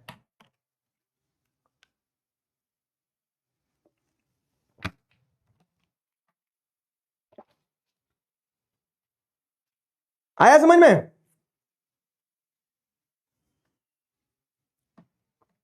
चलो, अब ये प्रॉब्लम थी पोल्यूशन की, environmental industrial pollution, environmental degradation, उसका सोल्यूशन ही हो गया। अब एनटीपीसी शोज दी वे में क्या बताया गया कि कैसे नेशनल थर्मल पावर प्लांट जो है उसने हमें रास्ता दिखाया कि कैसे सोल्यूशन निकल सकता है। तो एनटीपीसी शोज दी वे में ये बताया गया है कि नेशनल थर्मल पावर प्लांट जो है, तो ये क्या है, ये गवर्नमेंट के थर्मल पावर प्लांट्स हैं जो बिजली बनाते ना कोयला जला के। अब कोयला जला के बिजली बना रहे तो बहुत पोल्यूशन करेंगे सर, हाँ भाई करते हैं, कोयला जला के जब बिजली बनाते हैं तो बहुत पोल्यूशन करते हैं, लेकिन वो पोल्यूशन के साथ साथ में सोल्यूशन भी देते हैं। तो एनटीपीसी शोज दी वे वाले टॉपिक में ये बताया कि कैसे नेशनल थर्मल पावर कॉर्पोरेशन जो है उसने पोल्यूशन तो किया लेकिन सोल्यूशन कैसे दिया। तो जैसे उन्होंने ऐसे इक्विपमेंट अडॉप्ट किए जिनके अंदर लेटेस्ट टेक्निक का इस्तेमाल हो ताकि कम पोल्यूशन हो, ठीक है। उन्होंने जो उनका वेस्ट निकलता था उसको मिनिमाइज करने की कोशिश करी। उन्होंने ग्रीन बेल्ट्स, प्लांट्स लगाए ताकि अगर धुआं निकल भी रहा है तो वो प्लांट्स ऑक्सीजन भी दे, ठीक है। ऐश पॉन्ड मैनेजमेंट बनाए। अब जबकि थर्मल पावर प्लांट जब चलते ना ऐसे तो उसमें से बहुत ज्यादा राख निकलती, क्योंकि कोयला जल रहा है, तो उस राख को अगर सूखी राख रहेगी तो वो तो उड़ के जाएगी, तो उसको क्या करते थे, ऐश को वेट ऐश में कन्वर्ट करके मैनेज करते थे, और बहुत सारी राख उड़ के तालाबों में बैठ जाती, तालाब का पानी खराब करती थी। तो वो ऐश पॉन्ड मैनेजमेंट सिस्टम भी उन्होंने मैनेज किए, ठीक है। ऐश वाटर रिसाइकलिंग, जो पानी खराब हुआ तो उस वाटर को रिसाइकल करने का काम, ठीक है। लिक्विड वेस्ट मैनेजमेंट पे फोकस किया उन्होंने। इकोलॉजिकल मॉनिटरिंग करी कि उनके थर्मल पावर प्लांट से कितना नुकसान हो रहा है। तो ये एक एग्जांपल है कि कैसे नेशनल थर्मल पावर प्लांट ने एक सोल्यूशन दिया टू बी अ इंडस्ट्री जो इन्वायरमेंट के साथ कोएग्जिस्ट कर पाए। कंक्लूजन इस चैप्टर का ऐसे निकलेगा कि आप सिर्फ इंडस्ट्री या फिर सिर्फ इन्वायरमेंट के बारे में नहीं सोच सकते हो, आपको डेवलपमेंट भी करना है, लेकिन एट द सेम टाइम आपको ये भी इंश्योर करना है कि आप जानना ले लो इन्वायरमेंट की। तो एक बैलेंस्ड अप्रोच आपको निकालना होगी, ठीक है। ये इस चैप्टर के सारे कीवर्ड्स हैं, agro based industry, mineral based industries, मतलब जो जो भी कीवर्ड्स बन सकते हैं ना इस चैप्टर से, तो वो कीवर्ड्स हैं। पब्लिक सेक्टर, प्राइवेट सेक्टर, और क्या होता है, एल्यूमिनियम स्मेल्टिंग, पार्टिकुलेट मैटर, ये स्क्रबर्स, फैब्रिक फिल्टर्स वगैरह, ये सब कुछ, ये कुछ होमवर्क क्वेश्चन है और ये थ्योरी वाले होमवर्क क्वेश्चन है। जैसे क्यों मैन्युफैक्चरिंग सेक्टर को बैकबोन ऑफ इकोनॉमिक डेवलपमेंट माना जाता है, सवाल बहरूपिया है। यही अगर मैं पूछ लूं इंपॉर्टेंस ऑफ मैन्युफैक्चरिंग, तो दोनों एक ही चीज है। इंपॉर्टेंस ऑफ मैन्युफैक्चरिंग बोलूं या फिर ये बोलूं, एक ही बात है, बस सवाल बदला है, जवाब एक ही जाएगा कि आपको बताना है कि एम्प्लॉयमेंट जनरेट होती है, समझ में आ रहा है, डिपेंडेंस जो है एग्रीकल्चर सेक्टर पर लोगों को कम होती है, वैल्यू एडिशन होता है, प्रॉस्पेरिटी आती है। तो वो जो पॉइंटर्स इंपॉर्टेंस ऑफ मैन्युफैक्चरिंग वाले हैं। Agriculture industry moves hand in hand, बताया मैंने कैसे दोनों एक दूसरे को सपोर्ट करते हैं। मिनरल बेस्ड इंडस्ट्रीज क्या होती है, 4 एग्जांपल दे दो, सिंपल क्वेश्चन, ठीक है। वेरियस टाइप्स ऑफ पॉल्यूशन, इस चैप्टर में थ्योरी स्टार्टिंग और आखिरी में, ये बीच में सारे फैक्ट्स हैं। तो कौन से पॉल्यूशंस होते हैं और पॉल्यूशंस का सॉल्यूशंस, ये एक क्वेश्चन बनता है थ्योरी का, और स्टार्टिंग के 2 टॉपिक है वो थ्योरी के क्वेश्चन बनते हैं। बाकी इस चैप्टर में फैक्चुअल पार्ट ज्यादा है। अब ये क्वेश्चन है 2025 का, देखो एक फ्लो चार्ट दिया गया है, explain the added value products in the textile industry on the basis of above flow chart. Added value product क्या है, तो आपको बताना है कि रॉ फैब्रिक से जब आपने स्पिनिंग करी, रॉ फैब्रिक से जब आपने स्पिनिंग करी, तो स्पिनिंग करने के बाद में आपने धागा बना, तो ये वैल्यू एडिशन हुआ। समझाया कि हर स्टेज में कैसे वैल्यू एडिशन हो रहा है, कि धागा जो है, तो धागा is more expensive than the raw cotton, raw fibre, तो कैसे वैल्यू एडिशन हो रहा है वो समझाना है। समझ में आया क्वेश्चन? एक कॉम्पिटेंसी बेस्ड क्वेश्चन ऐसे आते हैं बाबू, ये इसीलिए मैंने डाला इंटेंशनली कि 2025 में आया है, और बहुत सारे बच्चों को समझ नहीं आया इस क्वेश्चन में करना क्या है। तो मैं अभी समझ में आया कि आपको ये बताना है added value product in the textile industry, तो आप बताएंगे कि रॉ मटेरियल की जब स्पिनिंग वगैरह होगी रॉ फाइबर की, तो उससे यार्न बना, तो वैल्यू एडिशन क्या हुआ कि आपने रॉ कॉटन से यार्न बनाया, यार्न इज एक्सपेंसिव, फिर यार्न से आपने फैब्रिक बनाया आफ्टर वीविंग नीटिंग। तो इस चार्ट को एक्सप्लेन ही करना था, क्वेश्चन का आंसर यही दिया है, बस क्वेश्चन समझना था। समझ गए? चलो लिखना सारे आंसर्स, क्लियर है? चलो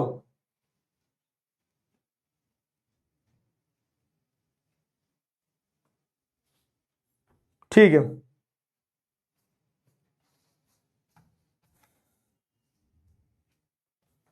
चलो